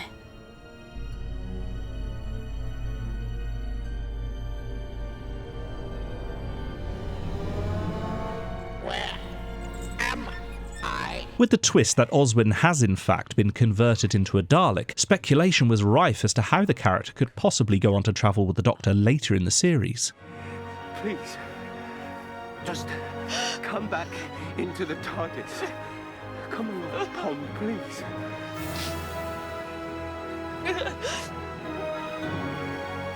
Raggedy man! Goodbye! With Amy and Rory's departure tragically zapped to the past by a weeping angel bent on revenge, the Christmas special saw the Doctor morose and withdrawn at what he perceives to be his failure to save the ones he loves. I keep telling you, I don't do this anymore. I've retired.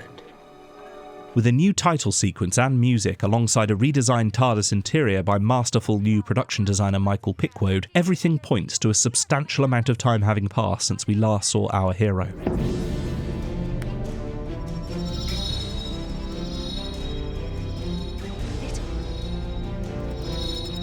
It's called the TARDIS. Only the persistence of Victorian barmaid Clara, again played by Coleman, eventually convinces him to intervene when it becomes clear that one of his oldest foes, the Great Intelligence, is threatening the existence of Earth. Did you really think it would be so easy?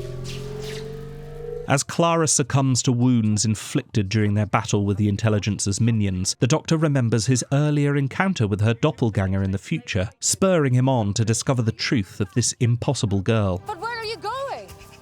To find her. To find Clara. And so the anniversary year began. Anticipation was high for this 50th year of the programme, a level of excitement arguably not seen since 1983, where the occasion was marked by the gloriously self-indulgent The Five Doctors and the infamously chaotic Longleat convention. Now that the BBC recognised how valuable and important the brand was at home as well as abroad, they would not allow such a seminal date to pass unmarked as had been the case 10 years before.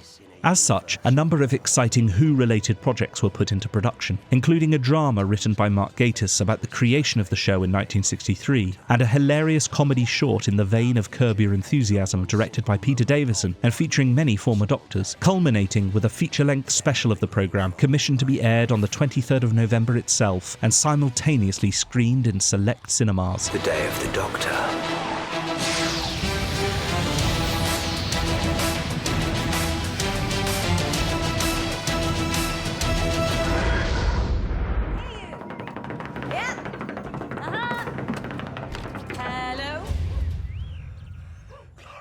To whet our appetite for this forthcoming special, the second half of Series 7 slowly revealed the answer to the enigma of Clara Oswald, the Doctor again encountering an iteration of her, this time as a young woman in contemporary London, an incarnation that turns out to be the original. The mystery encourages our hero to adopt the mantle of the Doctor once again, with all that entails, and he now dons an outfit most reminiscent of his classic forebears, frock coat and waistcoat, once again recalling the traditional Edwardian silhouette of the 20th century Doctors. With the 11th Doctor's fate prophesied to take place on a planet known as Trenzalore, the following series of adventures eventually leads the TARDIS team to this locale, where, undefeated and vengeful, the Great Intelligence once again attempts to destroy the Doctor. Shall we? Gravestones are a bit basic. It's a battlefield graveyard. My final battle. Why are some of them bigger? They're soldiers.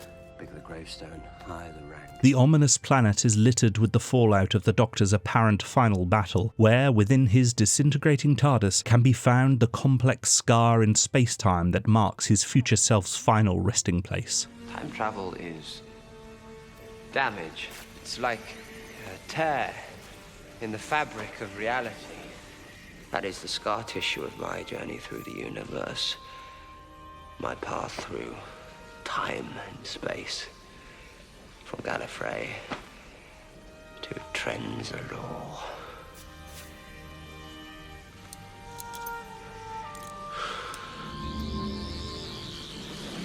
Have you ever thought what it's like to be wanderers in the fourth dimension? There are some corners of the universe which are meant for us to absolutely fantastic. I am personal time tunnel. All the days, even the ones that I haven't lived yet. With the Intelligence's plan to enter the Doctor's time stream through this scar, undoing all his past victories, it is time for Clara to fulfill her destiny, entering that same time stream, splintering her being into an incalculable multitude of avatars across time and space to prevent the Intelligence's plan from succeeding. Run, you clever boy. And remember me.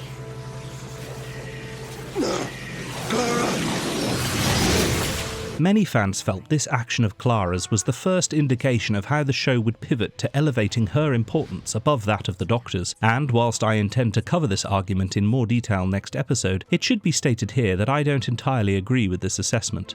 I'm born, I live, I die. And always there's the Doctor.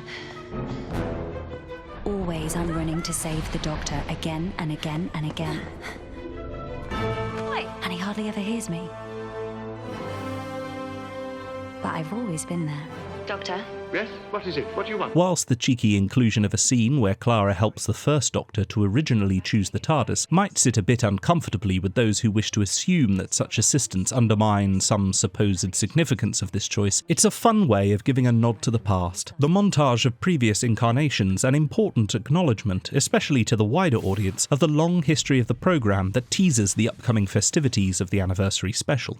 Those who wish to argue that it contradicts the earlier declaration of the TARDIS when in human form that it chose him rather than the other way round should be mollified by the theory that perhaps the ship encouraged the Clara avatar to make the suggestion in the first place. The sign on my front door. You have been walking past it for 700 years. What does it say? Besides, the Doctor's wife has a line which states that the sign "pull to open" on the ship's front is in reference to the main doors rather than the literally signposted telephone box housing, so we can assume that the TARDIS is a little confused in that story anyway. After the crisis is averted, the finale has one more rug to pull from under us, however, as, lost in the Doctor's time stream, Clara encounters an incarnation that neither she nor us has ever seen before, one who chose not to act in the name of the Doctor. I saw all of you. 11 faces, all of them you. You're the 11th Doctor. I said he was me. I never said he was the Doctor. Oh, I don't understand. My name, my real name. That is not the point. The name I chose is the Doctor. The name you choose, it's like a promise you make. He's the one who broke the promise. Clara! Clara! Clara! Here's my secret. What I did without choice. I know. In the name of peace and sanity. But not in the name of the Doctor. As the leather-jacketed individual turns, the craggy face of actor Sir John Hurt is revealed, his worn and faded clothes indicating that here is a grizzled veteran of untold sorrows who has no time for foppish pretense. Despite the headaches caused by this twist to those of us who liked our numbering of Doctors neat and tidy, this tease of the upcoming special was electric, and the coup of securing the involvement of such a renowned actor ensured the media hype spread like wildfire. Behind the scenes, Moffat had been having a headache all his own. Somewhat surprisingly, whilst it was assumed that Smith and other Doctors would appear, initially the only performer formally contracted to star in the special was Jenna Coleman, leading Moffat, who needed to account for all possibilities, to begin drafting a version of the script that would see Clara alone, encountering incarnations of the Doctor within his time stream, some of whom might be real, some fictional, played by various big names. It was an intriguing possibility, but a special without the involvement of at least the incumbent lead could only ultimately prove disastrous. Moffat has since spoken of how much of a nightmare the entire process was. Recognising that the expectation of multi-Doctor specials for anniversaries was somewhat of a false tradition, with only 1983's The Five Doctors actually airing on the seminal date in the past, Moffat also balked at the temptation to build a story around the involvement of all the prior Doctors, regarding the difficulties of dividing and balancing a narrative between at least 11 leads as the almost insurmountable problem it would certainly prove to be. Rather, he was inspired more by the three Doctors starring Pertwee and Troughton, where the comic bickering of the second and third Doctors was firmly humbled by the crotchety First Doctor. Eventually, the involvement of both Smith and 10th Doctor David Tennant was secured for what would become known as the Day of the Doctor. Despite meetings with Eccleston, the former 9th Doctor ultimately declined to take part after serious consideration, the actor still quite bitter at how his exit had been handled by the corporation, from whom he had yet to receive an apology. Despite his fan-brain reservations at potentially messing up the numbering of the incarnations, in an act of 11th hour desperation, Moffat conceived of the idea of the other Doctor, for whom the production knew was needed a big name to make up for the disappointing absence of the 9th. With only weeks to go before production began, the team breathed a huge sigh of relief when Hurt agreed to play who has become known as the War Doctor. The question was, from exactly where and when had this incarnation come?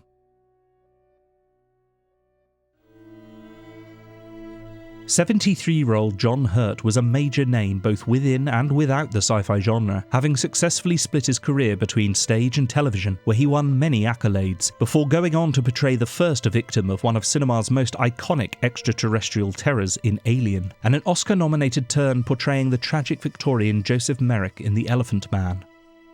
By the time he was cast in the anniversary special, Hurt, his distinctive gravelly voice having graced so many classic children's films such as Watership Down and the Harry Potter series, and television programmes like Merlin, was a national treasure.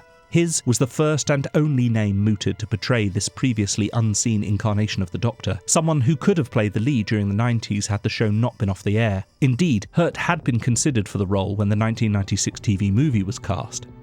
As such, his enthusiastic agreement to take the part reassured the BBC, to whom Moffat had promised, in his words, an Olympic-sized event as the jewel in the crown of the anniversary celebrations, scheduled as it was to simulcast globally in what would prove to be a record-breaking milestone in the history of broadcasting.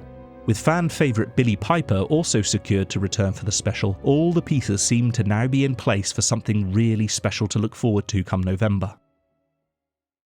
Before then, there were further surprises in store, as on the 14th of November, a week earlier than had been intended due to a potential leak, a special mini-sode that acted as a prologue to the anniversary was released online and via the BBC's Red Button digital service. Viewers excitedly tuned in, expecting a brief taste of the upcoming special, perhaps giving us more details about the mysterious incarnation briefly cited at the end of the previous series. No one was quite prepared for exactly who was to be the star of the next 7-minute slice of Doctor Who. I'm a doctor, but probably not the one you're expecting. Securing Paul McGann's involvement and writing his regeneration story was not only a gift to the fans who had for so many years longed to see the 8th Doctor on screen once more, but to the actor himself who had raised his incarnation from the arguable obscurity of his one outing in 1996 to become an established and vital part of the wider Doctor Who mythos through his performance in a great number of Big Finish audios over the previous 12 years. Where are we going? Back of the ship. Why? Because the front crashes first. Think it through. Why did you do that? The coincidence of the early release falling on the great man's birthday was the cherry on the cake.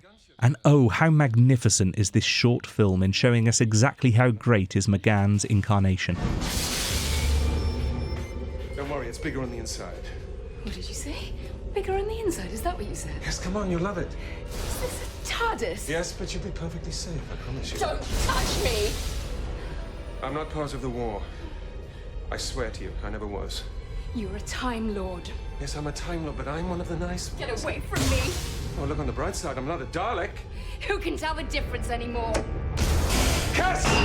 It's deadlocked! In the space of just over 6 minutes, we see him transition from joyous adventure to realising his impotence in the face of the overwhelming destruction and corruption of the Time War. I'm not leaving this ship without you. Then you're gonna die right here. To grief over the loss of his brief companion and his own life. She wanted to see the universe. She didn't miss much.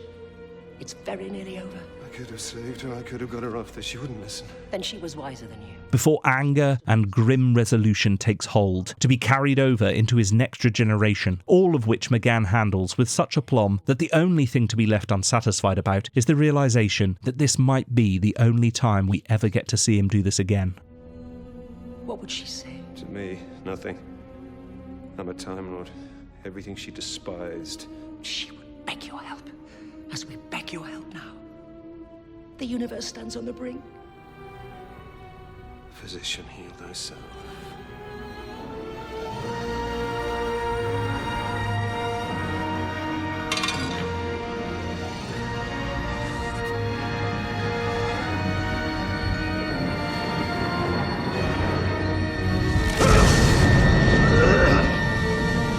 The Night of the Doctor is no mere self-indulgent fan fiction, however. It is integral to explaining the origin of the War Doctor. Is it done? With the Doctor offered for the first time a specific choice for whom he will become following his regeneration, the Sisterhood of Khan, that somewhat treacherous mystical coven last seen in 1976's The Brain of Morbius, encourages him to cast off the mantle of the healer, the Doctor who will not fight by military means, to adopt that of the warrior, to be the Doctor. Therefore, whilst not essential to the plot of the special feature that follows it, this little film establishes the foundation for the enigmatic War Doctor, one forged in fire and blood, ready to justify questionable means by achieving the least bad end.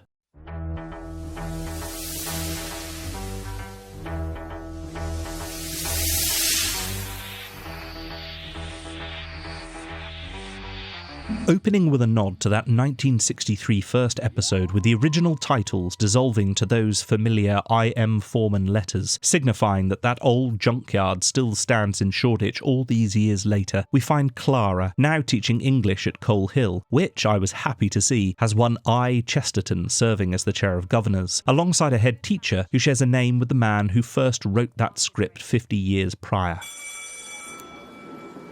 These little callbacks and references, which reward repeat viewing, are deeply satisfying in an anniversary special, and indicated that Moffat would be balancing self-indulgence with the commitment to tell a new story, something that would move the show onwards. From your doctor?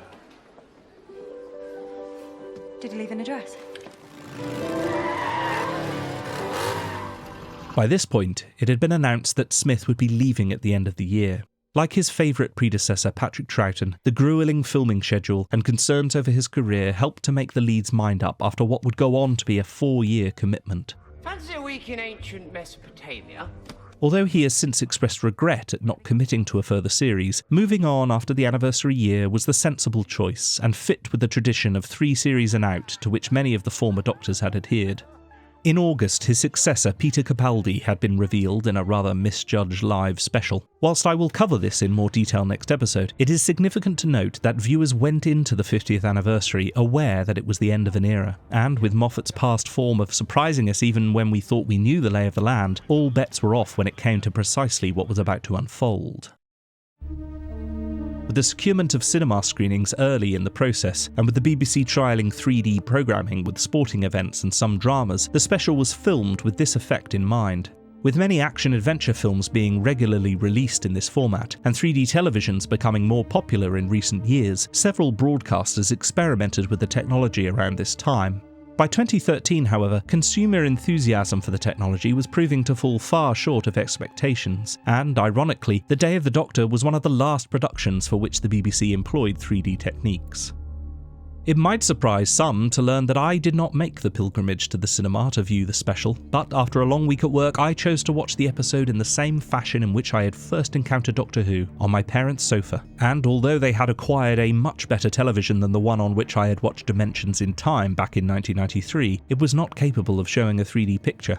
Therefore, I cannot comment on how effective this aspect turned out to be, but I feel it's safe to assume that it was better than John Nathan Turner's efforts with that aforementioned special, considering the intensive research and labour of director Nick Hurren and director of photography Neville Kidd, supervised by experienced stereographer Adam Sculthorpe. Did you know Elizabeth I? Moffat was keen for this aspect to not just be a gimmick, however, but for it to be a central part of the plot, and once the Doctor and Clara are brought to the National Gallery by unit on the ancient orders of Elizabeth I, we are introduced to what will go on to be the actual solution to the problem the Doctor will face, the bigger on the inside art of the Time Lords. Elizabeth's credentials, Doctor. The painting No More, or Gallifrey Falls, and its realisation as a 3-dimensional slice of real time captured within an ornate frame, reflects the inspiration of films like Avatar on the way in which Nick Hurren elected to make use of the 3D technology, by focusing on representing depth rather than jump out of the screen gimmickry.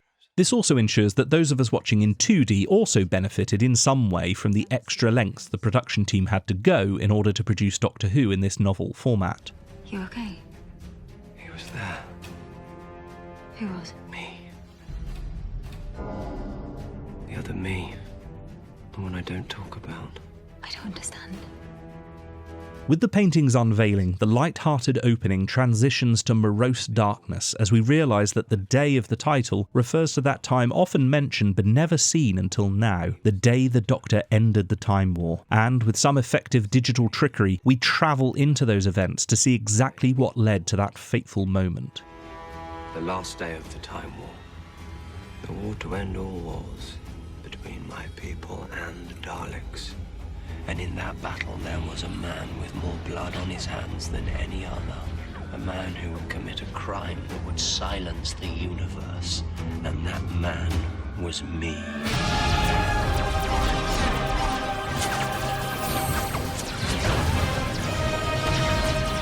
Whilst it's true that the Fall of Arcadia to the Dalek assault on Gallifrey, whilst exciting, can't possibly live up to the temporal insanity promised by throwaway mentions in the Davis era, and what we see instead is a more traditional battle that risks dispelling the grandeur of that cataclysmic war, the choice to revolve the anniversary around this previously unseen event is a sensible one.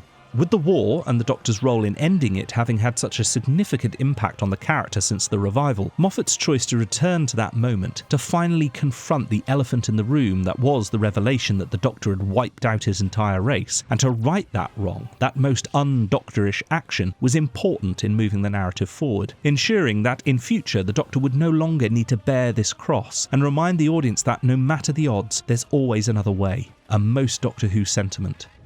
Where did he go next? What does it matter? This is their biggest ever attack, sir! They're throwing everything at us! We have a security breach to the time vaults. Stealing the final and most destructive weapon of the Omega arsenal, the War Doctor prepares to enact the unthinkable. Why is there never a big red button? But the moment, as it is known, its complexity resulting in sentience, projects an avatar to force the Doctor to question his actions, its ability to see into his personal future settling on Rose Tyler, or rather her bad wolf persona. Somebody there? It's nothing. It's just a wolf. This was a masterstroke on the part of Moffat, ensuring the inclusion of the first actor to usher in the revived show without having to interfere with what had been a complete arc for her character. It also affords the story the primary means to logically bring the multiple Doctors together, the moment opening windows in time as part of its conscience-searching lesson. And thus, we have the glorious return of David Tennant as the 10th Doctor literally comes galloping in. And we finally have a resolution to previously throwaway references to his relationship with the Virgin Queen. Will you marry me? Oh, my dear sweet love. Of course I will. Ah, gotcha! My love?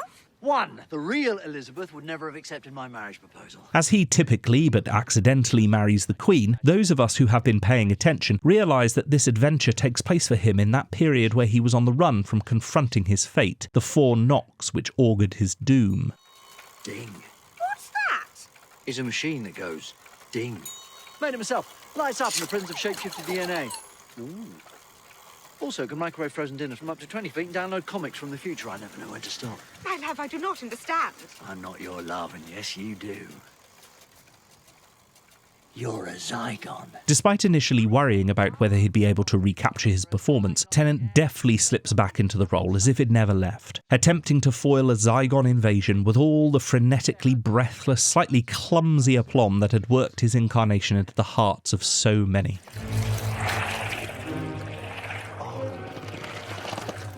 It was the horse.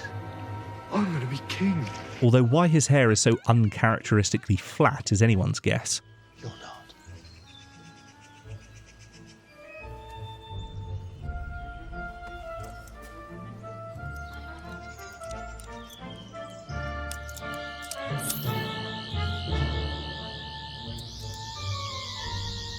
Compensating?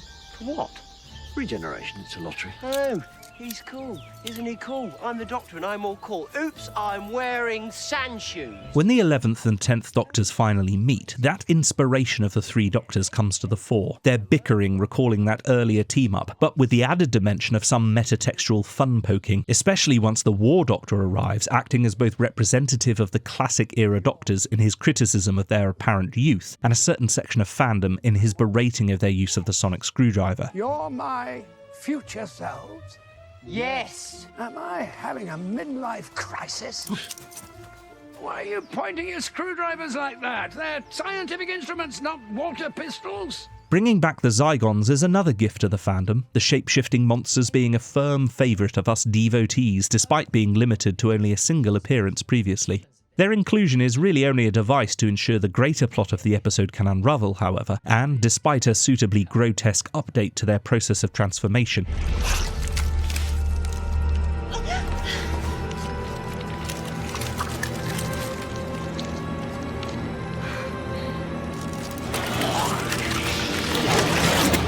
their purpose is served in providing humanity with a scenario chillingly similar to that of Gallifrey, which the regretful Doctors avert. You're about to murder millions of people. To save billions.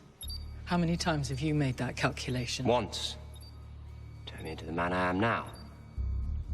I'm not even sure who that is anymore. You tell yourself it's justified, but it's a lie.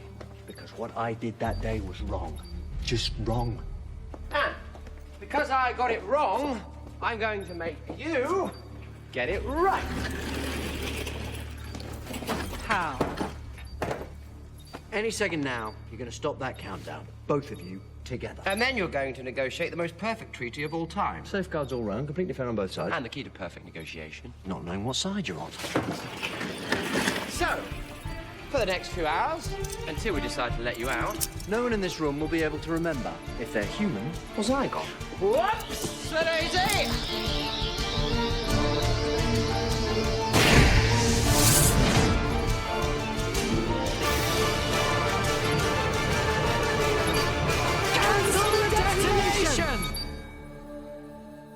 Peace in our time. But the War Doctor fails to learn the lesson. Seeing no alternative, he returns to Gallifrey to fulfill his destiny. You know the sound the TARDIS makes? That wheezing, groaning. That sound brings hope wherever it goes. Yes. Yes, I like to think it does. To anyone who hears it, Doctor. Anyone. However lost. Even you.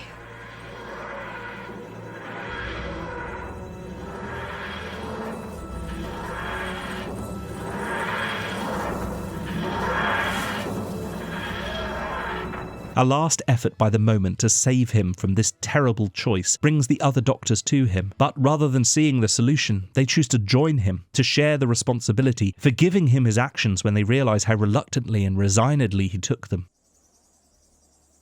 Thank you. What we do today is not out of fear or hatred. It is done because there is no other way. And it is done in the name of the many lives we are failing to save. But this can't be the way it ends, surely. Doctor Who is about winning, yes, but it's also about hope, about making a choice, about choosing to be kind, finding a way when there seems to be only one terrible course. Look at you. The three of you. The warrior, the hero. And you.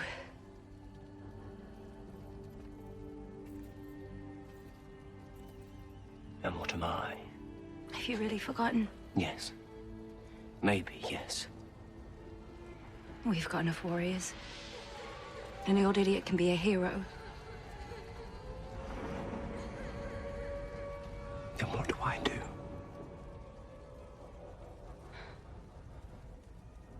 What you've always done.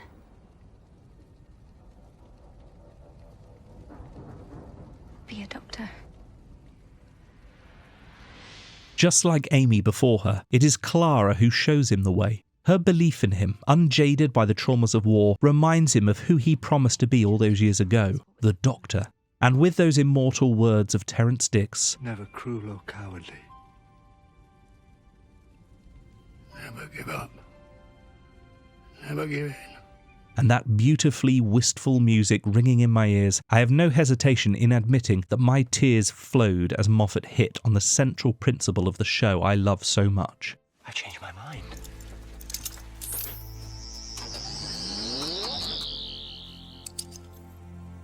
Still a billion Daleks up there attacking. Yeah, there is.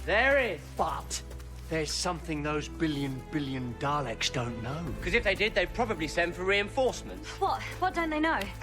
This time there's 3 of us. In typical Moffat fashion, the solution has been staring us in the face all along. The temporal technology of the painting can be used to capture the whole of Gallifrey in a condensed moment of time, removing it from the universe, just as the Daleks who surround the planet fire their greatest volley towards its surface. We'd be lost in another universe.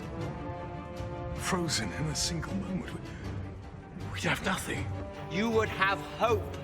And right now, that is exactly what you don't have. Such an audacious plan requires more than just the 3 incarnations, however, and with triumph, the full magical flourish of having all the Doctors show up to save the day, even a future incarnation, ensures that the seemingly impossible is accomplished. Calling the War Council of Gallifrey. This is the Doctor.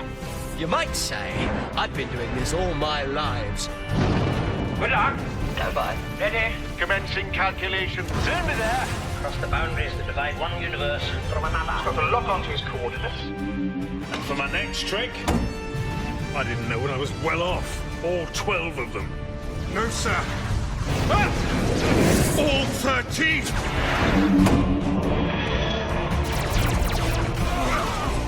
Sir! The Daleks know that something is happening. They're increasing their firepower.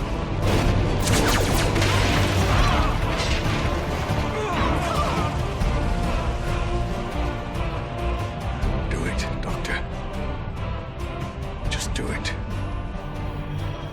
Do it. Okay. Gentlemen, we're ready.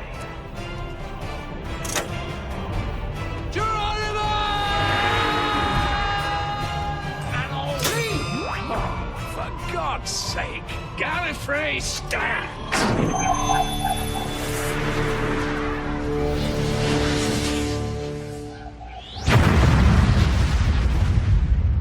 The day is saved. The earlier Doctors depart with the knowledge that they will not remember exactly what happened. Trenzalore. After the 11th Doctor tells his earlier incarnation of their future destiny regarding Trenzalore, Tennant's farewell of I don't want to go not only ensures that his final line remains unaltered, but also, I like to think, provides a more satisfactory in-universe justification of its original use. Perhaps in the final moments before his regeneration, the 10th Doctor did remember this meeting, and was referring to this foreseen fate rather than for the more egocentric reason originally suggested. And so, the anniversary special came to a close, but not before we were gifted one last present.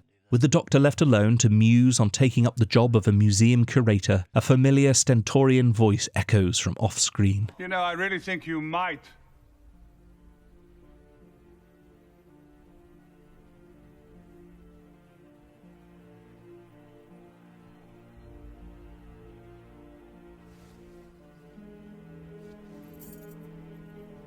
Having studiously avoided spoilers as much as possible, I benefited from the full surprise as the legend that is Tom Baker appeared once more in Doctor Who. I never forget a face. I know you don't.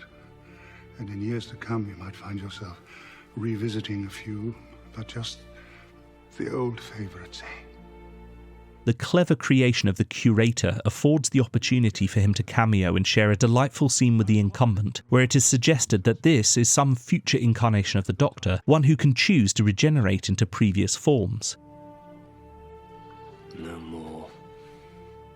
Oh, Gallifrey falls. Oh, you see, that's where everybody's wrong. It's all one title. Gallifrey falls no more. Just like Tennant and McGann, Baker immediately and effortlessly slips back into the role, providing, in his characteristically obscure fashion, the impetus for future adventures. It worked. It's still out there. I'm only a humble curator, I'm sure I wouldn't doubt. Then where is it? Where is it indeed? Yes. Lost. Shh. Perhaps. Things do get lost, you know. Now you must excuse me. Oh, you have a lot to do. Do I? Is that what I'm supposed to do now? Go looking for Gallifrey? Well, it's entirely up to you. Your choice. I can only tell you what I would do. If I were you... Oh, if I were you... Oh, perhaps I was you, of course. Or perhaps you are me. Yeah. Congratulations. Thank you very much. Or perhaps it doesn't matter either way. Who knows? Who knows?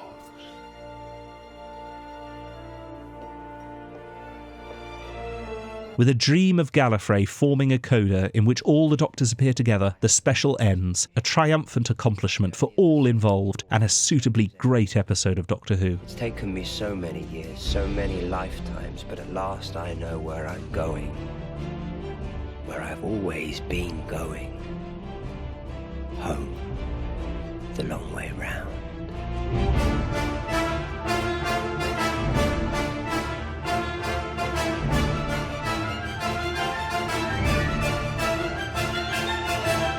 But the time of the 11th was coming to a close, the clock approaching 12.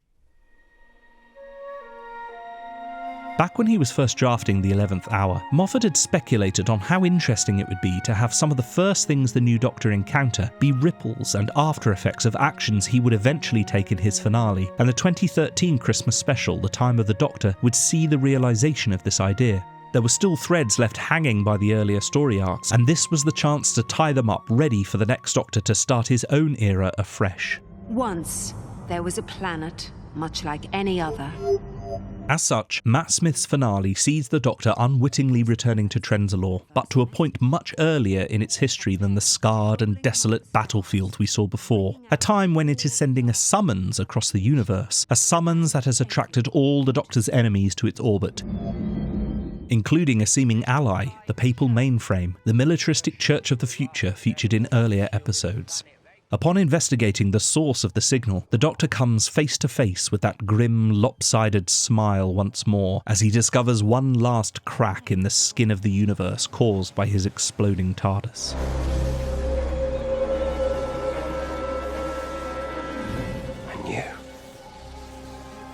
I always knew it wasn't over. With the realisation that Gallifrey lies beyond the crack, the message is translated as the question, Doctor Who? Doctor Who?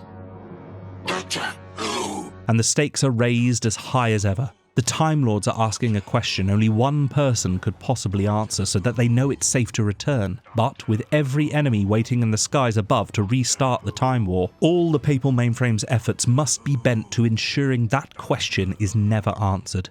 And so, in typically timey-wimey Moffat fashion, the Church reforms to dedicate itself to ensuring the Doctor stays silent, all their acolytes committed to preventing the Time Lord's return forever and in the past. Silence will fall! But amongst the epic revelations, the foes of the Doctor overlook what he never fails to treasure, the lives of those innocents who will be caught in the crossfire. Christmas has a new sheriff. Hello, everyone. I'm the Doctor. The simple people of the town of Christmas that sits atop the crack in time will be annihilated if he does not stand as their defender. Next. With the revelation that the War Doctor, plus the 10th Doctor's regeneration into himself to heal his Dalek-inflicted wounds, meaning this is now his final incarnation according to the regeneration limit established way back in 1976's The Deadly Assassin, there is a deeper sense of how great his sacrifice is as we see him age and become more infirm as his centuries on Trenzalore play out. 12 regenerations, Clara. I can't ever do it again. This is where I end up. Everything signposts his mortality, especially when, in a scene reminiscent of Castaway's Wilson the football, his long-serving AI companion Handles finally gives up the ghost. Come back. Handles. Handles.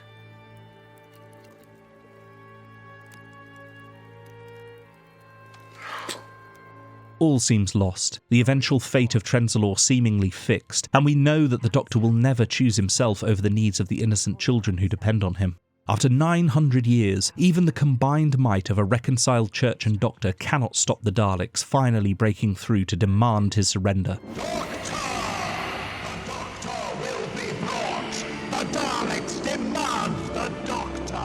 Exhausted, ancient, and resigned to his final end, he bravely faces their seeming indomitability. You are dying, Doctor! Yes. I'm dying. But Clara realises the answer to the question. It doesn't matter what his name is after all. He is the Doctor. Not just an individual, but an idea, a promise he has proven dedicated to all his lives, and now at the end, he deserves a reward. Help him.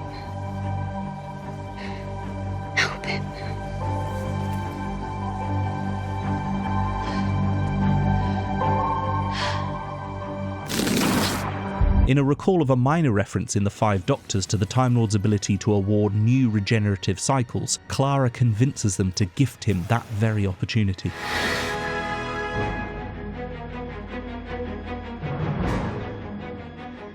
You will die now, Doctor. This is the end of you. The rules of regeneration are known. You have expended all your lives. Sorry? What did you say? Did you mention the rules? The resultant explosive process allows him to annihilate the threat to Trenzalore once and for all. Left from Gallifrey, boys!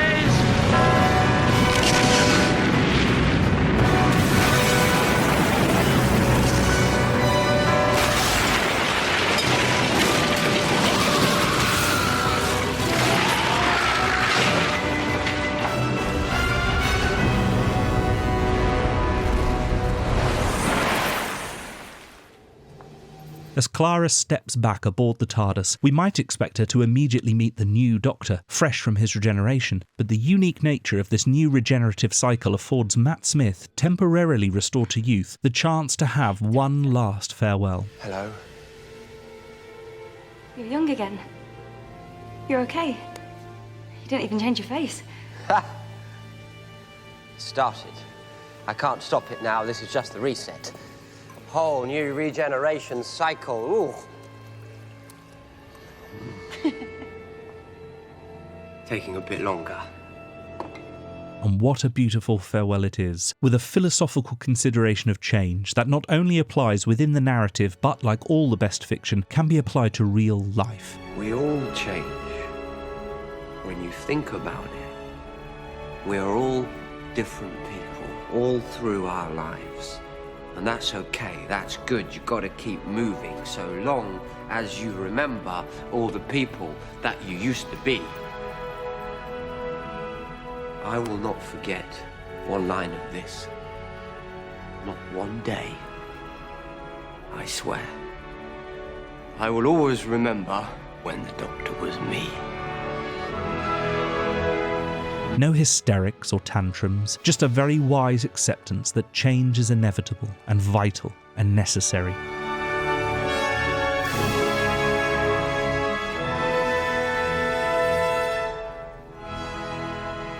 Raggedy man.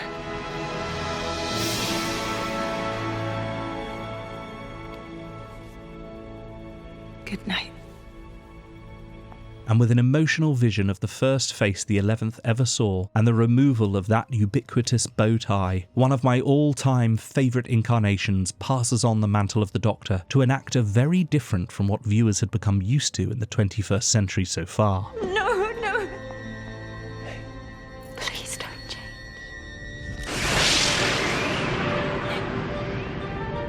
Geronimo.